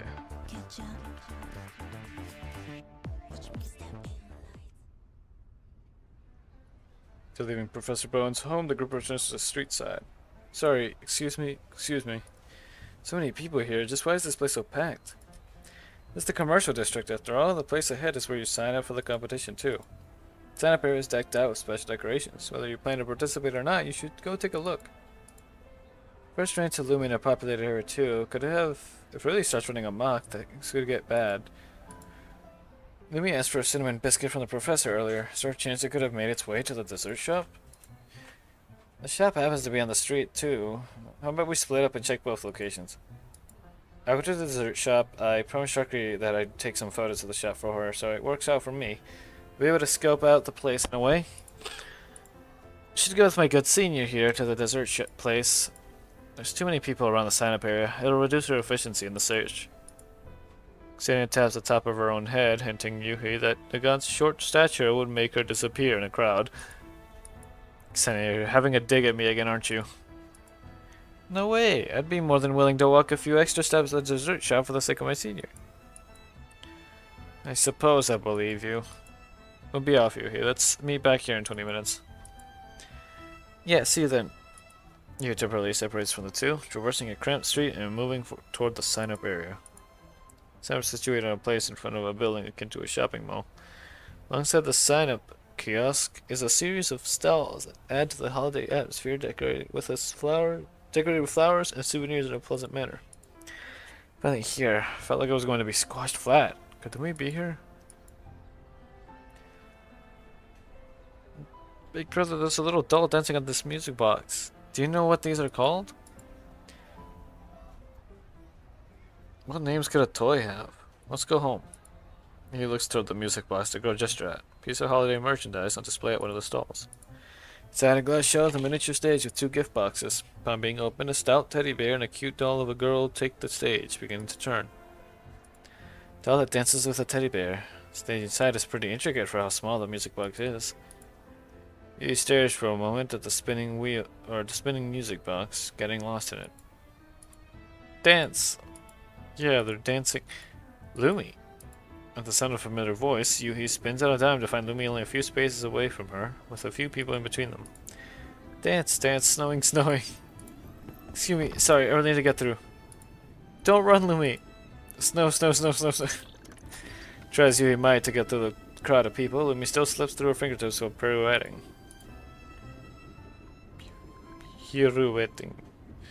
Just like the little teddy bear inside that music box, but spewing out white foam all the while. What's all this wet stuff? Whose robot is this? Don't just let it run around. Stop spewing that stuff already. It's snowing, big snow.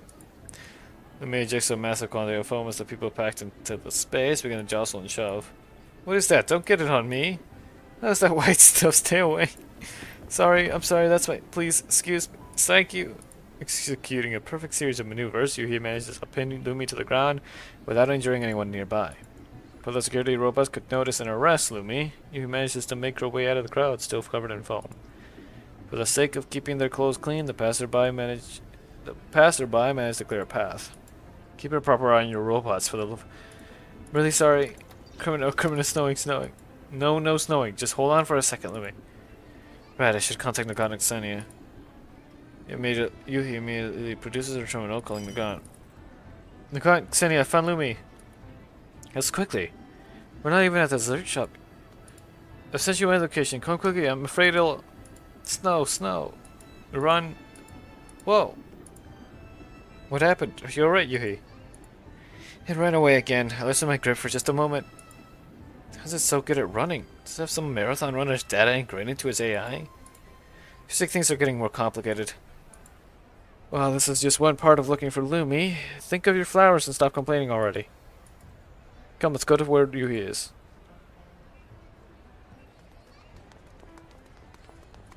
Trio chased Lumi across 3 entire districts, but failed to catch the nimble little robot, only managing to tire themselves out in the process.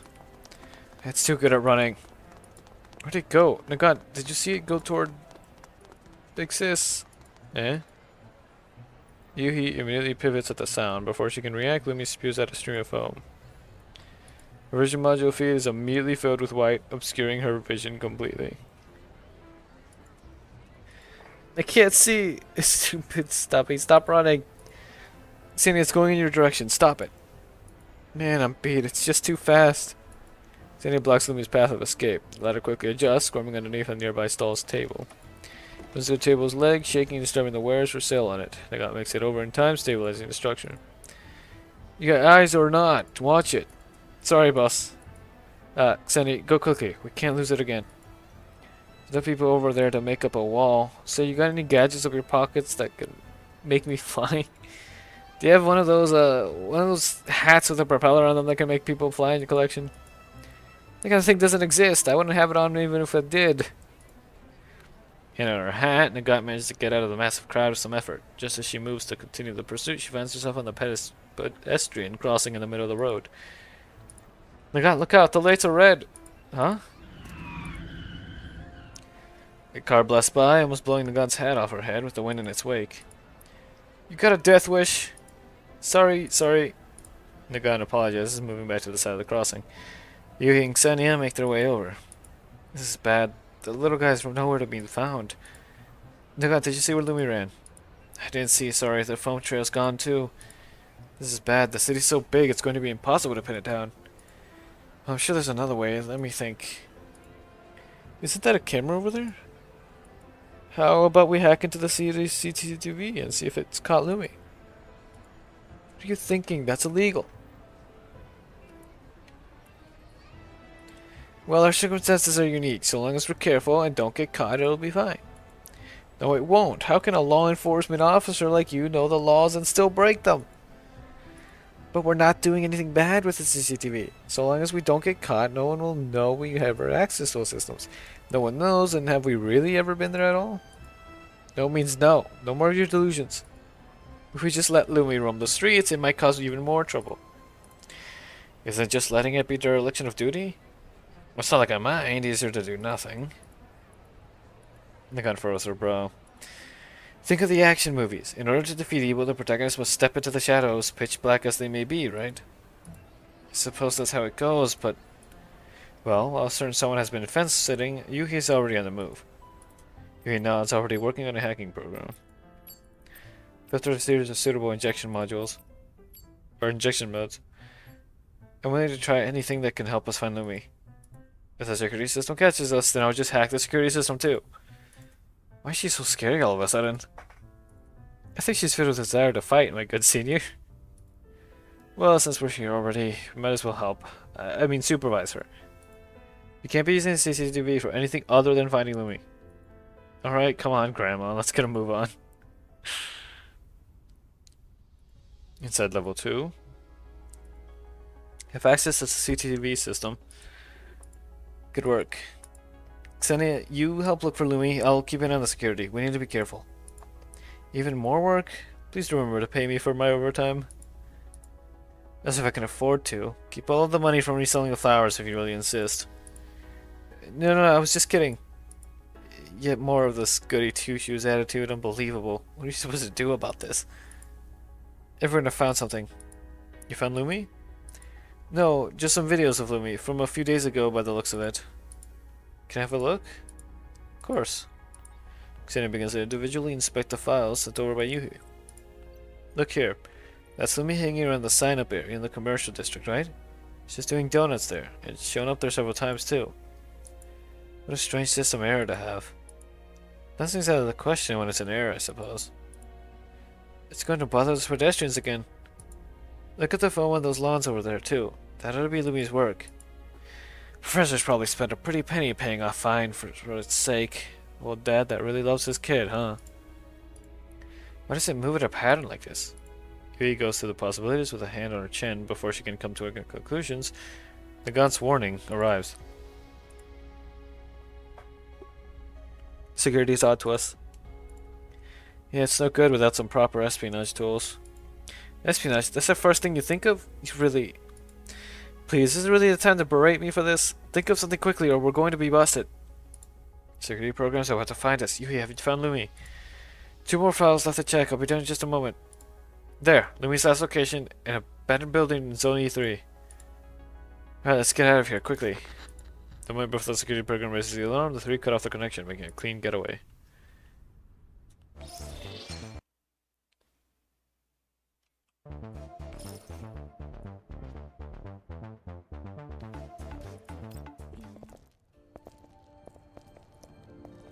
Fitting off annoying security programs and climbing abandoned buildings at this advanced age of mine, my goodness. Did you say it was good to get limber once in a while? Yeah, an appropriate amount, but not to this extent. You here? You sure Lumi is here? Yeah, its last appearance was entering this place with no records of it leaving. I think the chances that it's still here are good. I am glad they've added more new music.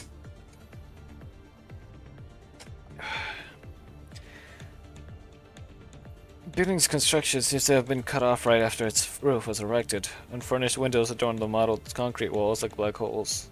The structure's reinforcing iron framework is visible in countless places. Excuse me. I see some traces of the foam. This should be the place. Who knows where Lumi's hiding? This building has more than a dozen floors. We just have to go look floor by floor. Stairs are the only serviceable ones here. If Lumi hasn't left the building, we'll be able to find it. Does the professor know about this? I sent him the coordinates just a moment ago. He said he'll be here soon. Let's move up floor. There's nothing here. Wait, over there at the stairs. Is that Lumi? Snowing. Lumi leaps at the entry of the stairway, running upwards after Nagant looks over. Stop right there! Here comes Chase. Lumi runs away, spewing foam upon the stairs as it moves. Stop me, I'm gonna catch you. Look out! Underneath you! Huh? Wait, why am I off the ground? What? Slipping on the bubbles, Nagant tumbles down the stairway. He immediately approaches, helping Nagant up. Thanks. Are you alright, Nagant? I'm not young like you, lad, alright, but it's just a flight of stairs. I don't break that easily. Nagant touches her own head, lightly giving her hat a pat after making sure it is still on her head and exhaling a sigh of relief. Jeez, be careful. I really must be old. Can't even avoid a trap set by a little kid. If we go by when the systems were created, Lumi might actually be older than you. I mean mental age. Mental age. Can't help but worry a little. Nagant, are you really okay? My frame's fine. Look, all my limbs are perfectly good. Nagant stands up, flexing her body and opening on the spot. So long as she still has her hat, she'll be alright. Come on, let's go catch that nasty little kid that doesn't respect their elders. The trio carefully moves upstairs, following Lumi to the abandoned building's roof. Snowing. Lumi walks in circles across the empty space, quickly running toward the edge at the sight of Yuhi. Lumi, no more of this nonsense. The professor's been worried, looking for you all over. Come back with us. Snowing. Lumi ignores Yuhi, edging over ever closer to the edge as it spins. But any safety railings in place at the top level of this abandoned building. Lumi's only a few steps away from falling off the edge. Come back, it's dangerous. We're on the 12th floor. What to do? Okay, we need to draft up a rescue plan and ensure Lumi's safety. Rescue plan? I don't think we need to railroad ourselves like that. It's easy enough to get it to come over here. What's that head of yours come up with? Well, Lumi's a little kid at the end of the day. All we need is something it's interested in to lure it over. Then what is Lumi interested in? Candy? Toys? I think that's about it for what kids are attracted by. Those things are a bit too mundane, aren't they? Lumi's a real little kid after all. For robots, new batteries? Machine maintenance memberships? Those are just your favorites. What do you think Lumi likes then? Thinks for a moment, seemingly coming to a conclusion. She confidently takes the frontmost position, putting her hands on her hips. Come back, Lumi. If you listen like a good kid, I'll go buy a nice hat for you. Lumi cares not for my guns, please. The air almost freezes solid, and silence dominates for a moment. Lumi's not you. Why would it be interested in hats? Then I'll go with this. The guy makes a weird face at Lumi. Whack the. That only manages to scare Lumi, who moves yet closer to the edge. That's no good. Let me handle this. Jenny rummages through her pocket, pulling out a piece of candy in the shape of a diamond on a ring. She waves it around in front of Lumi. Shiny, shiny. Lumi takes a few steps away from the edge, interested. There we go. See, of course kids like shiny things. That's certainly one way to put it. Kids aren't dragons sleeping on piles of gold. Close enough. No, it's stopped again. Sunny shakes the ring again, but Lumi is unswayed, returning to the roof's edge. Huh, doesn't work anymore. Of course you have no experience dealing with children young as you are. Watch me. The gun begins a series of strange movements, crossing her arms in front of her chest. Hero of Justice Super Galaxy, man. Lumi stares at the gun, tilting its head. Hey, what are you doing? Doing Galaxy Man's routine. Don't kids like those kind of shows? You're the only one here who's a fan of that old pre-war stuff here. See, Lumi isn't interested at all. It's okay, I've got one more trick up my sleeve. Here, the Earth Defense Squad's badge. The guy produces a pin in the shape of a star, raising it up to her head. The paint's falling off that thing. Where the hell did you get it? The thrift store. Is that so? Never mind where I got it from. No little kid can resist superhero merch. Come on, Lumi, get over here. Awesome badge is waiting for you. Star! Lumi moves a few steps toward the three, but it quickly loses interest. Returning to its previous position. Another failure. Can't be. What kind of kid doesn't like superhero stuff? There's no rule saying that has to be the case, right? We need to use more direct methods then. Let's just grab Lumi. The guy lowers into a running stance. Just before she sets off, Yuhi's terminal begins to ring. Music, present. Lumi approaches again, far more interested than before. Hold on, Lumi's coming over again. Oh, is it because of Yuhi's ringtone? That's the track the professor was playing on the vinyl player back at his house, right? Yeah, that's mine. I thought it was a nice tune, so I set it as my ringtone. A call from Sharkry. Don't answer it just yet. Look at Lumi. Lumi stops its steps as it hears the music. It quiets down, gradually beginning to spin on the spot. What's it doing? I can't be sure, but I feel like it's almost dancing. Then that can't be it, right?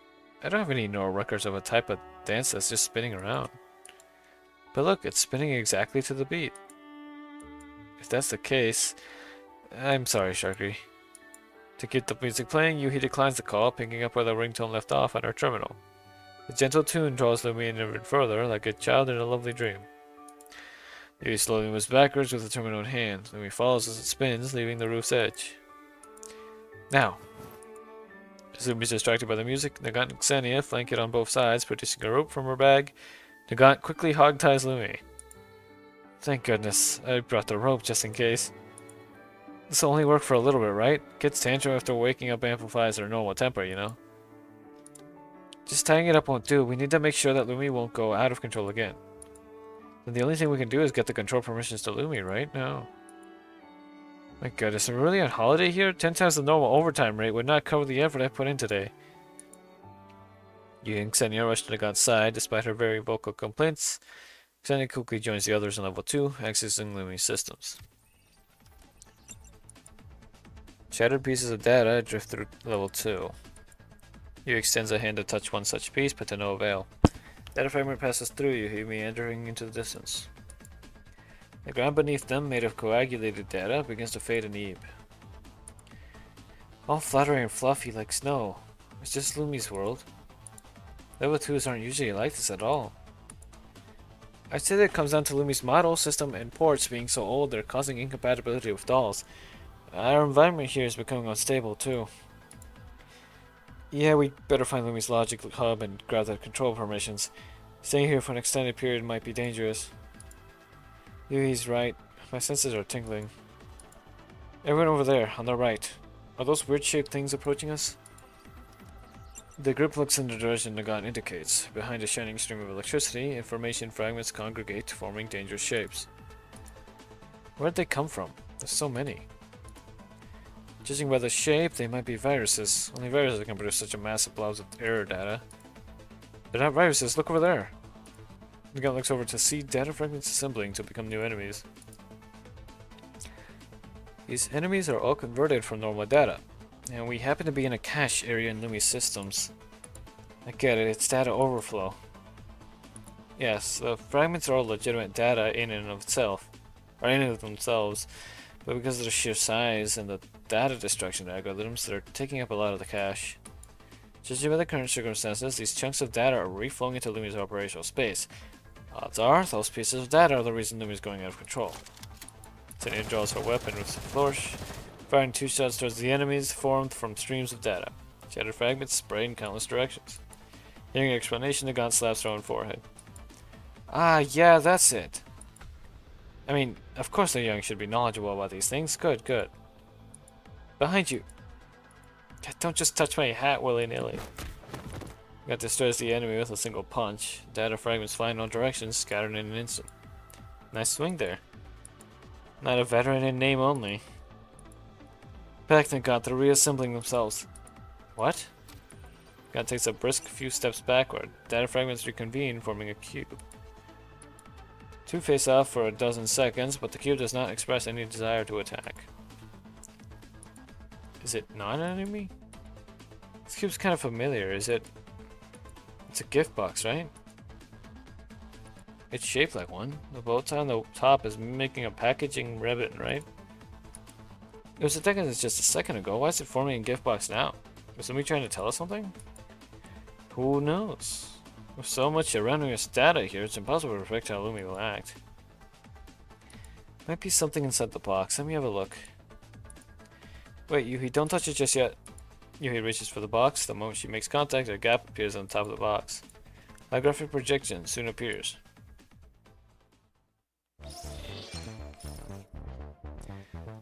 I was curious about something, but I'll look into it later.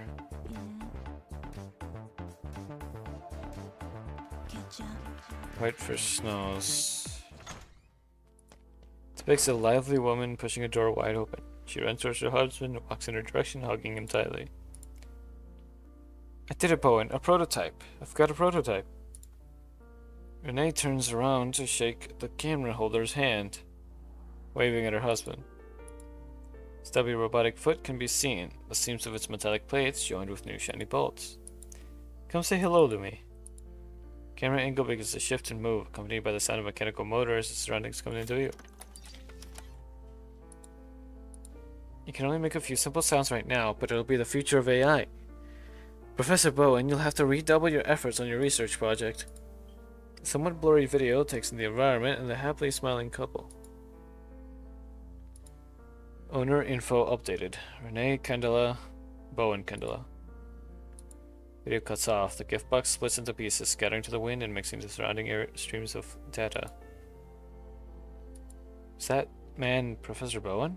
And the woman ought to be his wife. Her name's Renee? Most likely, but these video files should be within a storage drive. It's all mixed up in the cache, so it follows that Lumi's data processing has gone wrong somewhere. If we can solve the data overflow problem, we might be able to go back to normal. Yeah, but I'm a little curious why these data fragments turned into a gift box. Look, there's more ahead. Fragments are coalescing again. Another box? Yuri approaches the newly formed box. The newly formed gift box. This is the second time now. I can't help but feel there's some kind of meaning to this. Hard to guess what a silly kid is thinking. Might as well see what's inside this time. Yuri touches the box's surface. Projection appears just like before. Image this time is much clearer. The room's lights are off. Moonlight spills in from the outside, exceptionally bright in the darkness. Renee sits in a rocking chair by the window with Bowen at her side. An unknown amount of time that had passed left its mark on them. Be it shallow or deep, Renee appears a little more sickly than before. Sorry, work tied me up a little. Sorry for being late.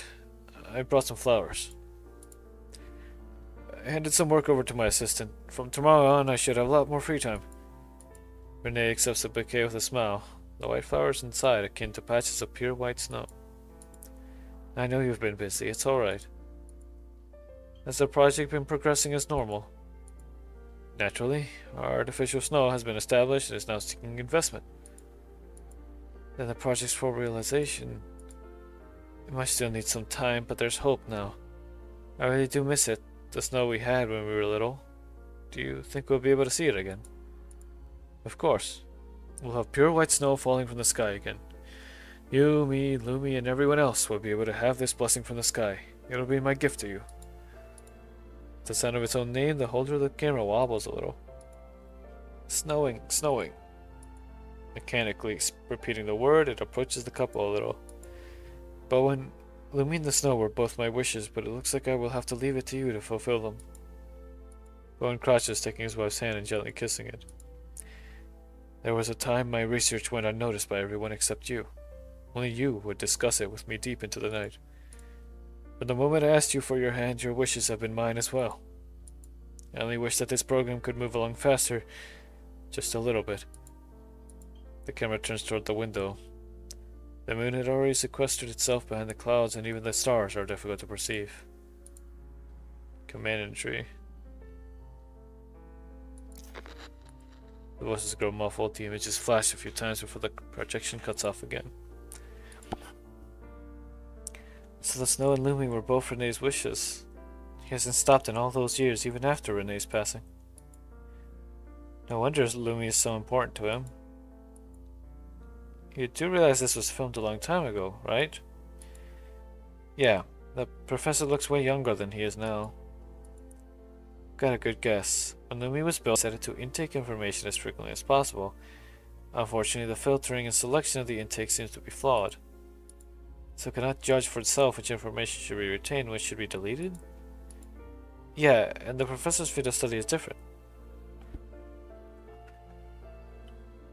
Chances are he doesn't dare to modify Lumi's program without a very good reason, so would never have figured out that the problems are caused by this internal conflict. That would make sense. The professor's been loading Lumi with more and more information these years too. If its ability to organize and tidy up its data is far lesser than its intake, system's operational capacity is bound to be taken up. It follows that Lumi keeps having failures even after repairs each time. I'm still confused about one thing though. Just now these projections have appeared via the form of gift boxes. Once would be written off as coincidence, but there are countless forms that gathering data logically takes. The odds are just too low. There must be some deeper logic. Could it be that there's a gift Lumi wants? So if we give the correct gift to Lumi, like we're appeasing a child, the problem might go away? Do you really need to go down the rabbit hole, my good senior? Data overflow here is pretty severe. The entirety of level 2 is messed up and we can't predict its actions using normal logic. Yeah, our priority is still to continue toward the control center and acquire the control missions. Then the professor can run some checks, and maybe then we'll have the answers. Control center's right up ahead. It's just way too quiet here. I haven't heard a peep of anything, and the defense systems are quiet too. The data overflow enemies from before haven't appeared again either. There might be an ambush. Oh, don't just say those things. If there really was... They got Xenia over to the right. Xenia is interpreted by Yuhi. Hulking Beast comes into the purview of her vision models. Great Machine spins in place. Xenia's attention is pulled to the giant gift box floating above its head. Crowd of smaller defense bots gather around the massive beast. I knew it would turn out like this. It's so tall. Judging by the vision module feedback, it should be around 5 meters. Can't help but feel like it looks familiar. The way it turns around too. Could this thing be Lumi? There are some similarities, but only a few. Maybe the corrupted data is influencing things. Why would Lumi appear in its own level too, though? It should be the form the system firewall takes. The gift box then should be the system core. Lumi protecting the gift is in reality the firewall protecting the system core. What is it with the gift boxes? Yeah, Yui's probably right about this one. See, even better to slow it down a little sometimes. Yes, I understand. If the gift boxes are some sort of hint from Lumi, then what's it really trying to get across? Everything it does is completely to avoid logic. There's nothing to be deduced here. We can ponder that after the controls are ours. We should think about how to get past this firewall first. Gift. Before the trio closed the distance, the massive Lumi suddenly stopped spinning. Countless data fragments emerged, flying toward it. Lumi's body becomes even larger, affected by the fragments. Our presence here must be making the system errors more severe. Can't let this continue, or Lumi's original base code will be influenced as well. Senior, Yohi, let's go. Yeah, we'll deal with those defense bots first and then focus on Lumi. They got nods and the three approach the defense systems together.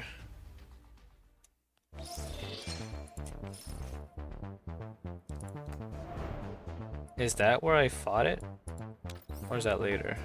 Oh, yeah. Catch up. I'm gonna fight one last time at there. Good work unlocked. Yeah, I'm second to none. Yeah, I'm second to none. High heels, let's take high risks. I don't ever fall. I'm the cream of the sea. It'd be nice to get this finished today, but I don't know if I'll be able to. I guess I could do the side stuff later, like on my own. Alright, how are we gonna do this?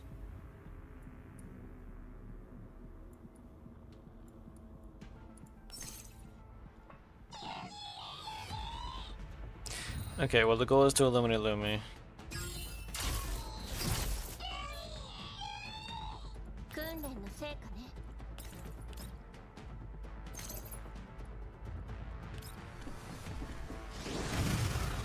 So I guess I'll just focus down. 交換するのは今のうちよ。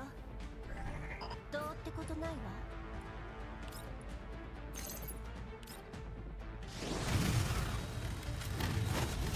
換するのは今のうちよ。どうってことない There we わ。 go. Commander, what's with you? Getting all serious all of a sudden. Just thinking that if it weren't for you noticing what Lumi really wanted, who knows how long it would have been misunderstood for. There's nothing impressive. Alessia Sinsenim told me that the soul of dance is expression.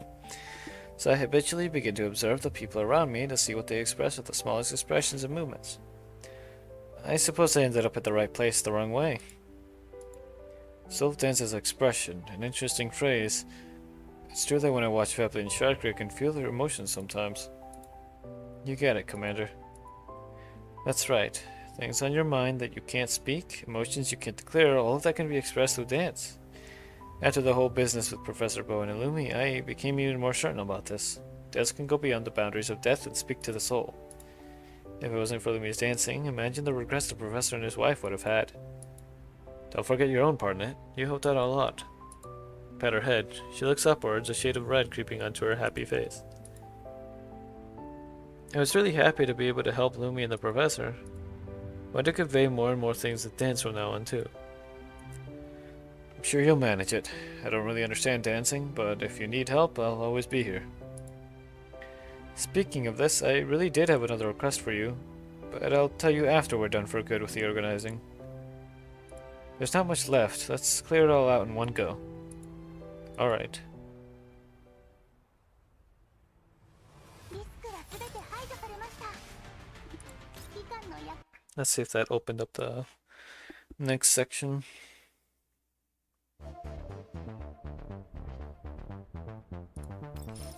Okay, it did. It looks even weaker than before. Veins upon her shriveled arms pop outwards with a jarring intravenous line connected to it. And she struggles to keep her eyes open, her exhalations forming a thin layer of mist on the mask she wears. Television in front of her plays a dated recording. In the recording, a girl places her hand on a young gentleman's waist. The two proceed towards the dance floor. Lumi. Camera moves close to Renee at the sound, a shriveled hand slowly reaches over. I'm sorry, the project will have to continue without me. And Bowen's snow. The recording draws Renee's attention. She fails to continue her sentence. In the television, she moves to the music with Bowen, still young and lively. Flower in full bloom rests upon her breast, to the tune of Dancing Dreams. The swaying hems of Renee's dress form lilting green waves in the air. That year, the man who knew only research, at the winter ball, he asked me for his first dance with a red face. Lumi, if it were possible, I really would like to have one more dance with him. To watch the first snow fall, to see the white all around, even for just a few seconds. Datalogue. Not long ago, the defense machines destroyed by Yuhi and the others had formed a new gift box. Contents revealed themselves to them upon a touch. Radio recording ends. The gift box turns into fragments flying toward the giant Lumi. Yuhi redirects all of her computational power, going over the information she collected. Gifts, snow, dancing. I got it. I understand it all now. Yuhi's voice attracts Nagon's attention. Yuhi, have you found anything yet? Yeah, we're putting too much thought into it. The gift box doesn't mean that it wants a present. All this data might not even be uncleared clutter, but something that Lumi treasures as a gift. To it, every day it's spent with the professor and his wife were present. So it just kept taking in more and more information until systems failed? That's not all it is. All of Lumi's operational logic is in the recordings. It isn't spinning around for no reason, nor is it a prank. Lumi... Don't just stand there and talk, look at it. Snowing. Lumi raises his arm stiffly, spewing out a slurry of data fragments. Falls upon the three like descending snow, beginning to bury them. It can snow on level 2? Is there a way to... need to make it stop? Well... vertically disadvantaged, Nagana is soon buried by the avalanche-like data. Only her arms remain visible, grasping at the air. Hey, my good senior, see the height of your flaws now? Bah! Then he grabs the god's hand, pulling her up with some effort. To be treated like a carrot by my junior at this age. Lawbreaker, snowing. The overflow's getting worse, we need to make it stop. What can we... I know, music, dancing dreams. Xenia, help me pull it up, please. Okay, okie dokie, make sure you pay the fee. Hurry up! Soon after, level 2 is filled with the beat of music. As the track begins to play, Lumi's data spewing pace slows down. Snowing, dance, gift. It's working. Lumi seems to remember this. What next? A more direct approach? Xenia throws the weapon in her hand, but Yuhi shakes her head. Oh, whoops. Too many clicks. No, that might stimulate Lumi's already unstable systems more and cause a total breakdown. We need to release its control permissions by itself. Get it to do that of its own volition. What do we do? I want to give Lumi a present. Please help me. He picks out a passage from her neural records. Scene where when Professor Bowen mentioned Lumi in his home, while the scent of butter cookies drifted through the air. Lumi is something my late wife left behind. Its existence is special to me. To me, its growth is more like a little kid's. I teach it what I know, bit by bit. Lumi is very important to me. Will that bit work? I don't know, but we have to try. Please help me out. With Nagant and Xenia's assistance, the neural records are packaged as a data fragment. Shining with electric light, the fragment is placed in a virtual gift box and delivered to the massive Lumi. Please, messed up Lumi, accept this gift of ours. I'm sure I can feel the professor and his wife's unspoken wishes. The thing it's most familiar with. As the music ends, the giant Lumi completely settles down. Data within the tiny little box enters the massive gift box above Lumi. Not long after, the gift box is protected, so it desperately cracks, with countless data fragments bleeding outwards. Larger fragments crackle again, turning it into drifting snow, proliferating through the unkept level 2.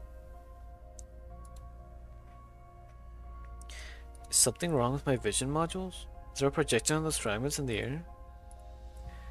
Vision modules aren't that old yet. Those are the records of Lumi's life with the professor and his wife up there. Don't take the opportunity to mock me. Puts a hand on Xenia's shoulder, but her attention is soon pulled away by the blurry image upon a fragment. On a bright and pleasant afternoon, Professor Bowen takes his wife's hand, strolling along a small garden path. In the living room's gentle light, Renee and Professor Bowen together inspect Lumi's frame. Bathed in moonlight, Renee turns about to call out the two figures, one large and one small. Looks like Lumi really was fond of those two. The fragments are gone. The place looks like it's going back to normal now. Lumi's accepted it. It's releasing its control rights. Yep, I've already got the permissions, currently removing the Far West quarantine program. We're about 15 seconds out from having the permission in full, and we won't be moving about randomly after this. Good work. Let's head out and take a closer look at Lumi. For the quarantine program's deactivation, Nagant and Xenia take their leave. Yugi takes one more look at the images upon the data fragments before cutting off a connection too. It's finally over. Lumi won't go rogue again, right? I don't think my old bone's gonna handle being put through the ringer like that again. Most likely not. I restarted Lumi after getting the permissions, and the overflowing data in its cache should have been cleared out for now. There won't be any abnormalities in the short term, but if the algorithms aren't improved, as time goes on, there might be an overflow again. Though that'll be none of our business. God, we really had to put in way too much effort for those flowers the professor promised us. What a terrible deal. No, we're not done yet. He walks towards the still bound Lumi, gently undoing the ropes. Might go off again. It's better to leave it tied up, no? It should be fine, right? Yui pats Lumi's round head. Free restraints, Lumi begins to slowly spin again. Why is it doing that again? It's alright. Lumi just wants to tell the professor about the wishes Renee left with it at a time of year where there should be snow. That's the holiday present it wanted to give to the professor and the late Renee. So that's what it was. Why does it keep running away, though? Because it saw a doll dancing inside a music box. Huh? You two, look at this first. Yugi sends the video contents of the last gift box to Nagant and Xenia. Lumi isn't loaded with any knowledge relevant to dancing, so as far as it knows, the little doll's dancing might very well be the same thing as the professor's dancing with his wife in that recording. Perhaps because it caused a similar scene, it may access those records sitting inside its systems. Might just tell the professor about his wife's final wishes, but also wants to give the bits and pieces collected over the years to the professor, who has been missing his wife as a gift. But it cannot accurately express itself because of the system errors, and thus often falls into confusion, inadvertently causing trouble. So it's been spinning around like that because it's imitating the doll it saw? That's how it wanted to tell the professor? Xenia gestures at Lumi, still spinning in circles. Maybe, yeah. That's what dance means. To speak for those who cannot. To help those who cannot hear, feel. To entrust stories to those who are watching.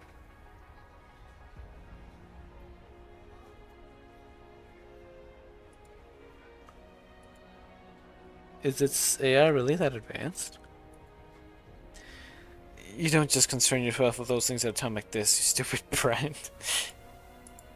She stares at Lumi for a moment, suddenly raising her head and balling her hands into fists. I'm going to help it. With what? You're going to help it dance with the professor? I don't manage that would be easy. It'll be hard for anyone to glean anything at all from the spinning. There's no way you'll be able to sync your dancing stuff with it. Its ports are outdated and we just messed with its systems real good. It's impressive that it's not having a breakdown. What do we do then? How about you just show the professor the footage you got, Yuhi? That won't do. He shakes her head vigorously. We must express his wishes to the professor on its own. Let me think. Since there are robotic shortcuts we can take, let's use a more human approach. He temporarily stops them in its tracks. Yeah, hold on, I'll help you. Do as I do, remember this well. Recalling the dance moves she saw on the projection, Yui begins to play that music again. She begins with a starting pose, progressing into an elegant dance routine. Dainty figures' flowing contours make up a familiar sight to Lumi, whose full attention is now drawn to Yuhi. Gradually, Lumi begins to move as well, fully concentrates on imitating Yuhi's movements, clumsily extending its arms. Even with the steps simplified, Lumi moves nothing like Yuhi. I can at least tell it's supposed to be dancing. That's a pretty good start for Lumi. Found you. Bowen's voice comes from behind the three. Comes to a stop, doubled over with hands on his knees, catching his breath. At his age, climbing up these stairs probably took considerable effort. Rather than exhaustion, though, his countenance was full of surprise and sentiment. Without a single word spoken, the music and dance take him back to the ball that year. Lumi clumsily turns about, occasionally spewing up bits of foam as if having airs. Some of it falls upon Bowen's glasses. He takes them off. Blurry as the surroundings might be to him, he sees clearly the figure of his late wife, clad in formal dress with an arm wrapped around Lumi. She extends a hand towards him. The couple's romanticism of their youth had been long buried, but never melted away like the falling snow. Dancing, snowing. Lumi runs over at the sight of Bowen. It lightly bumps into his leg, pulling him out of his trip down memory lane. All this while, I never understood. Bowen leans down, grasping Lumi's front limbs, dancing to that familiar tune. Lumi spins rhythmically, activating a snow dispersion apparatus, spreading frosty snow through the abandoned building.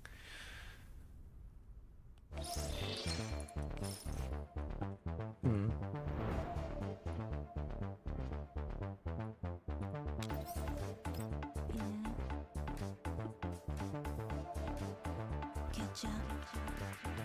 You know what? Yeah, I'll finish this all up in one setting.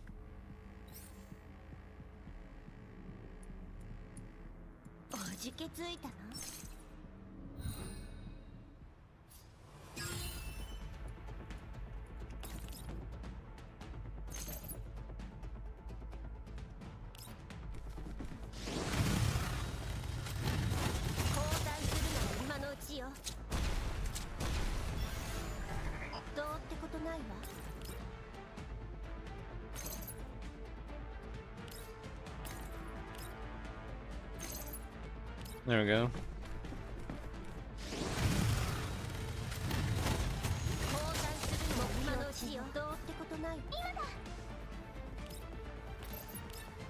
Got pinged again.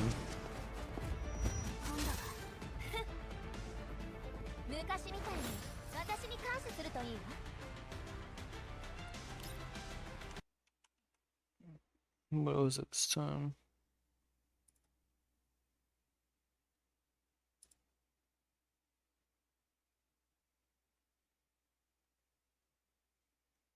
Hmm.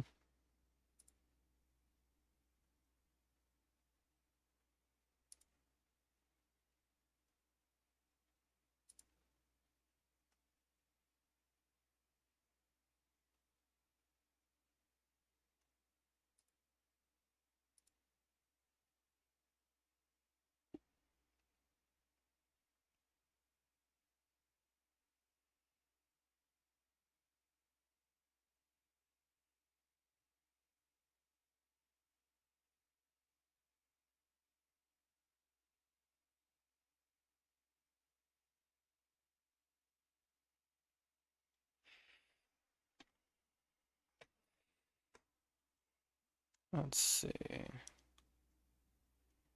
Okay.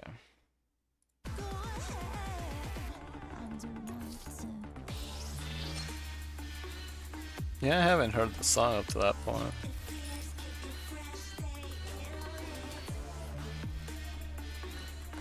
Oh, it's not done yet. Okay, so I'm guessing this is the last one.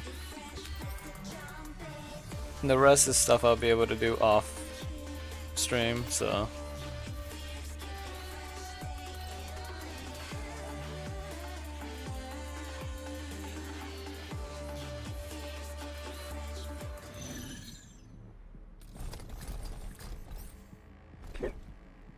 Where are ye? Ah, you're all the way there. おじけついたな。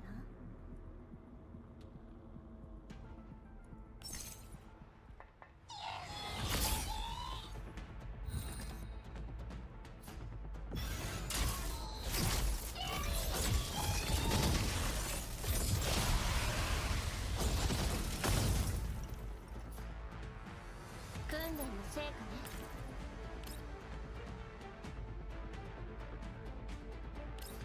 Yeah, I'll skip that just to do damage to it directly.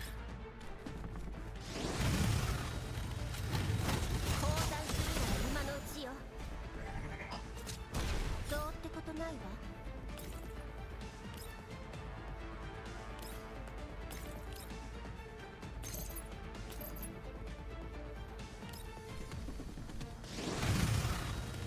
Crit, maybe? 降参するなら今のうちよ。 There we どうっ go. てことないわ。 There, hologonized. Good work, Yuhi. I should be the one saying that, Commander. All the redundant data is gone, and I feel much better for it. Thank you. I prepared a present for this, actually. Present? No need, really. Keeping everyone in good shape is my duty as a commander. Something expensive. I made it myself. Take it. He retrieves a box from the shelf behind her, producing a flower pieced together with mechanical parts. Flower stem and calyx were constructed with levers and gears, the petals with a gradient of copper, and the stamen with smatterings of shattered crystal. Much time was dedicated to this present. Might this be a hibiscus? Yeah, it's about that time of year, and I wanted to give you flowers too.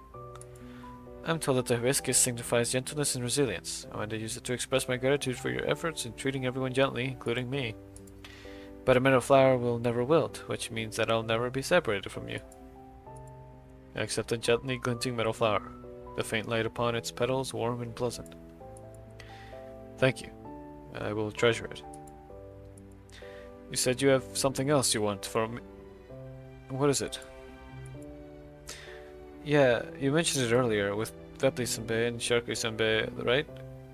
The part about the soul of dance's expression? I think so. With the understanding that you have of dance, you must watch them perform often. I might not be on their level yet, but the Sparkle Troop's performances have been getting great reviews from their public. You should come see us dance too. Of course, but do I only need to watch? You think that's too easy, Commander? Then you should clap loudly and liven up the atmosphere with everyone else. I'm just kidding. As long as you enjoy yourself and feel what I'm trying to get across to you. His eyes shine with light, her mien one of absolute passion. Such faith in remaining steadfast sways me as well. In a time as cruel as ours, this passion will forever be of inestimable value. Alright, I'll take you up on that. Oh, I might have clicked too quick. リスクは全て排除されました。指揮官の役に立ててよかった。 We still have the other thing. The last little story segment.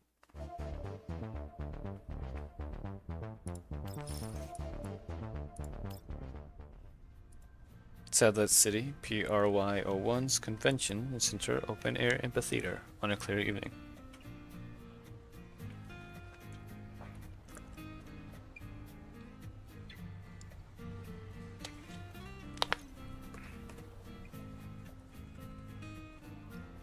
The sky grows darker and darker, but the city's convention center only becomes more lively.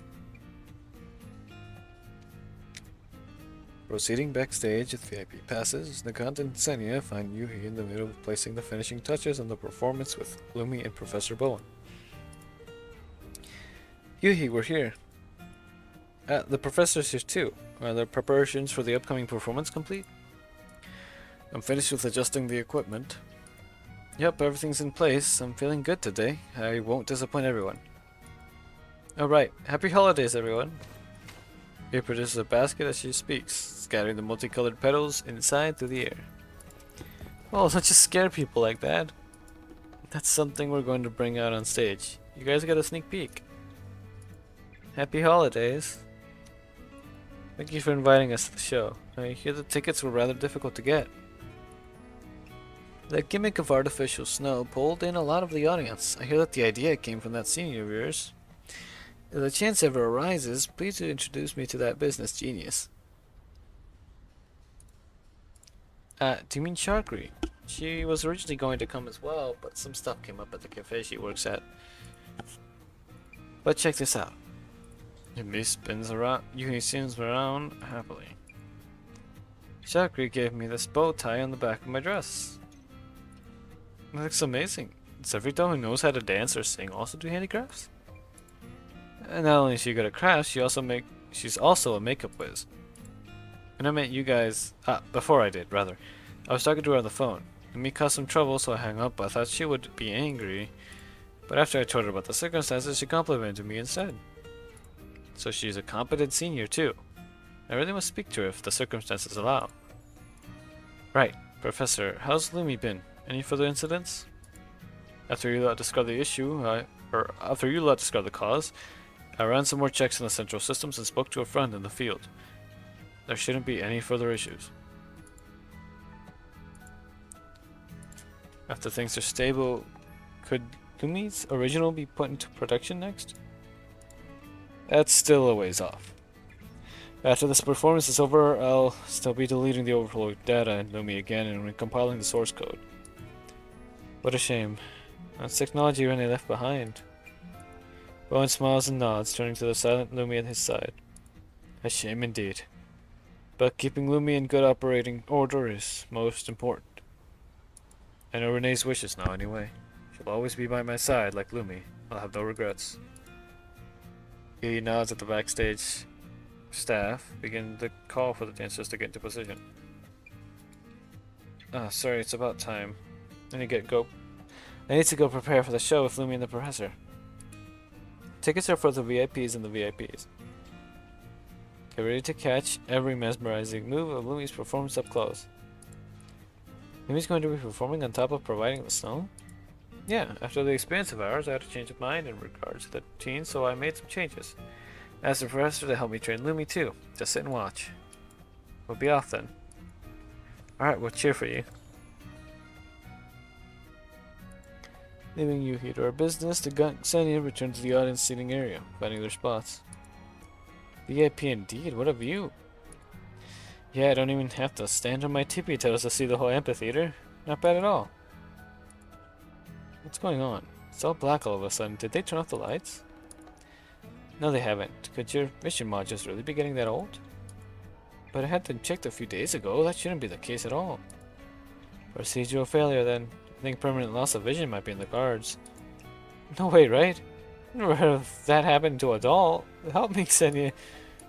I'm kidding. I'll stop messing with you. Xenia chuckles mischievously, taking the god's hat off the top of her head. Xenia! Can I tell if the god begins to reach for Xenia's collar? Let her immediately pass over to the hat in her hand. Matter of fact, that hat's celebratory colors are adorned with little flowers of yarn. This is the limited edition hat you always wanted. I bought it as a holiday gift. But it's expensive, isn't it?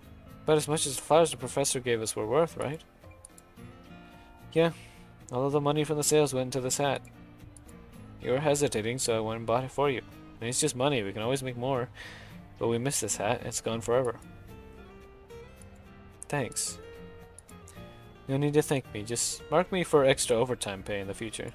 I feel like such a failure. My junior beat me to giving a gift. When the show ends, I'm going to go pick out a proper present for you too. I'll be waiting then. Oh, dang. It looks like I had a bug with stream elements again with OBS. As they chatter, the lights in the venue converge on the stage. The elevator in the middle gradually rises, and Yuki takes the stage first with her basket of flowers. Good evening, everyone. Before we get started, we have a few little presents for everyone. Make sure you catch them. Everyone, happy holidays. She snaps her fingers, sending many red drones flying through the venue, straying candy and flower petals towards the audience. Yup. The gun leaps upwards, easily claiming a peck. You're not candy at all. Why are you going for those? It's all in the holiday spirit. Take this. The show's about to start. Instead of the candy staying in his hands, the Gaunt looks towards the stage with excitement. As candy pulls the audience attention, cart full of... Oh, that's where... Okay. That explains a lot. As the candy pulls the audience's attention, a cart full of flowers slowly rises to the middle of the stage. Now then, enjoy. Stress back here, it says Yuhi. Introducing today's special guest, a new artificial snow platform, Lumi. Going with bouquets. Lumi stands up behind the cart of flowers, appearing at the stage's forefront. Turns as it sprays snow into the air. You go, little guy. Do your best. Snow gradually blankets the stage, and many audience members begin to extend their hands. Pure white foam lands upon their hands and hair, caused by curiosity or reminiscence. This icy sensation puts a smile on the audience's face. As the audience's passion is ignited, the other members of the dance troupe make their entrance. Scattering petals combined with the falling snow, illuminating the stage. As the music rises and swells, the performance begins in earnest. On this holiday, everyone receives the present they desire.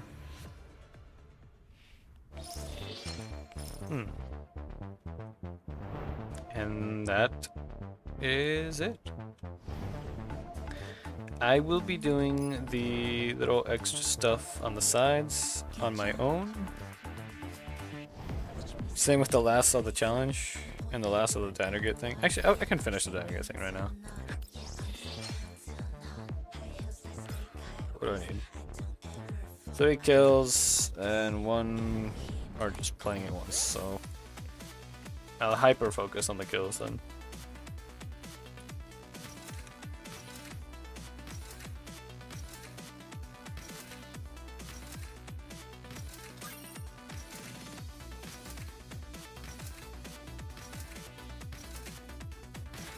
Dang it, I missed it.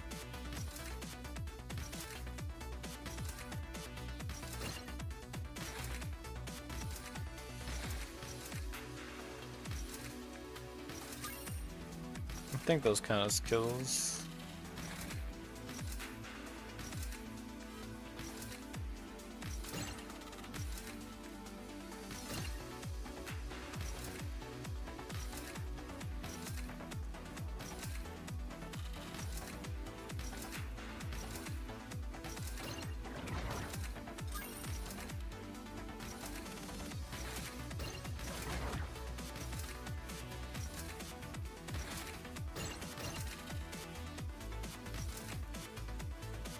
Dang it. There's probably no way I was gonna grab that.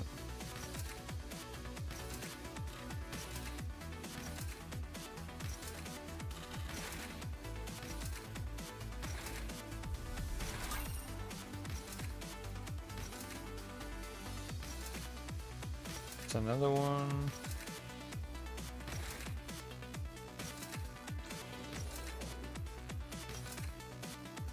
I'm hoping that counted.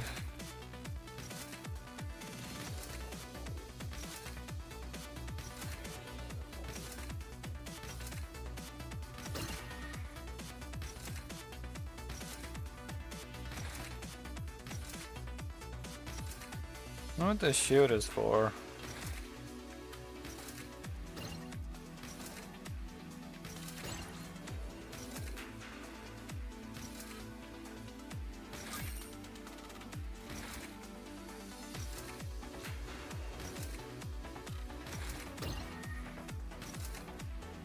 Oh, well. That should be it. Hopefully.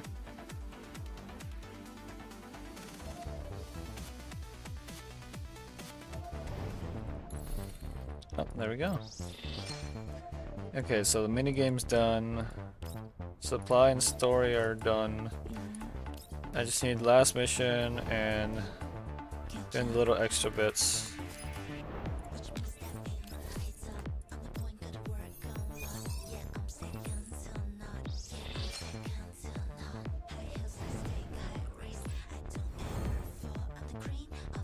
Can't really grab those right now.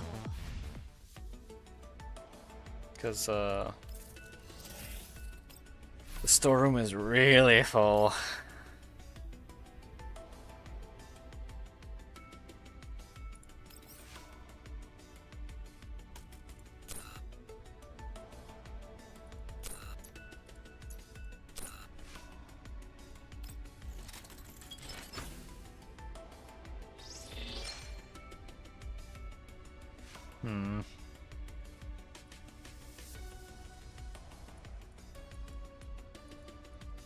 It's gotta be something I can just get rid of.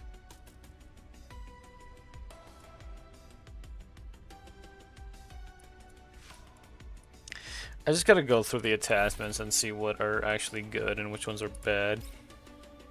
You just get rid of all the bad ones. Okay. Okay, no, I have enough space this time around. So I can just go ahead and grab them.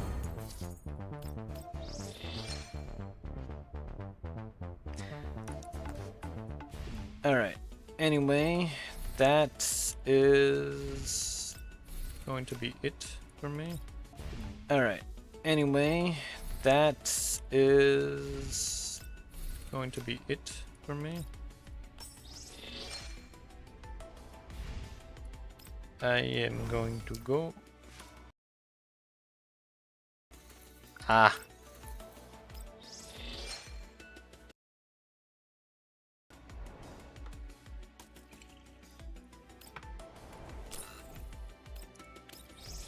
But yeah, I'm gonna go ahead and go. But I'll see y'all tomorrow for whatever I end up doing tomorrow. But yeah. Anyway, I am... what should I do? Is there any way I could raid potentially?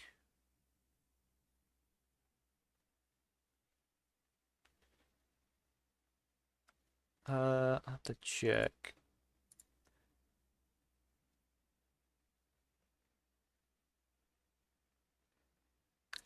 Cause I'm ending pretty early, so I should have someone I could raid.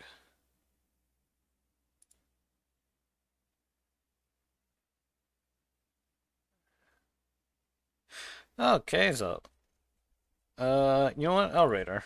I literally haven't raided her in like so long because usually she would not be streaming at a time where I'm on, so but sure. Anyway, once again, thank y'all for stopping by. I'm gonna go ahead and go. Okay, so good night. See y'all. Peace. Bye. Why does OBS have to be so problematic? Okay.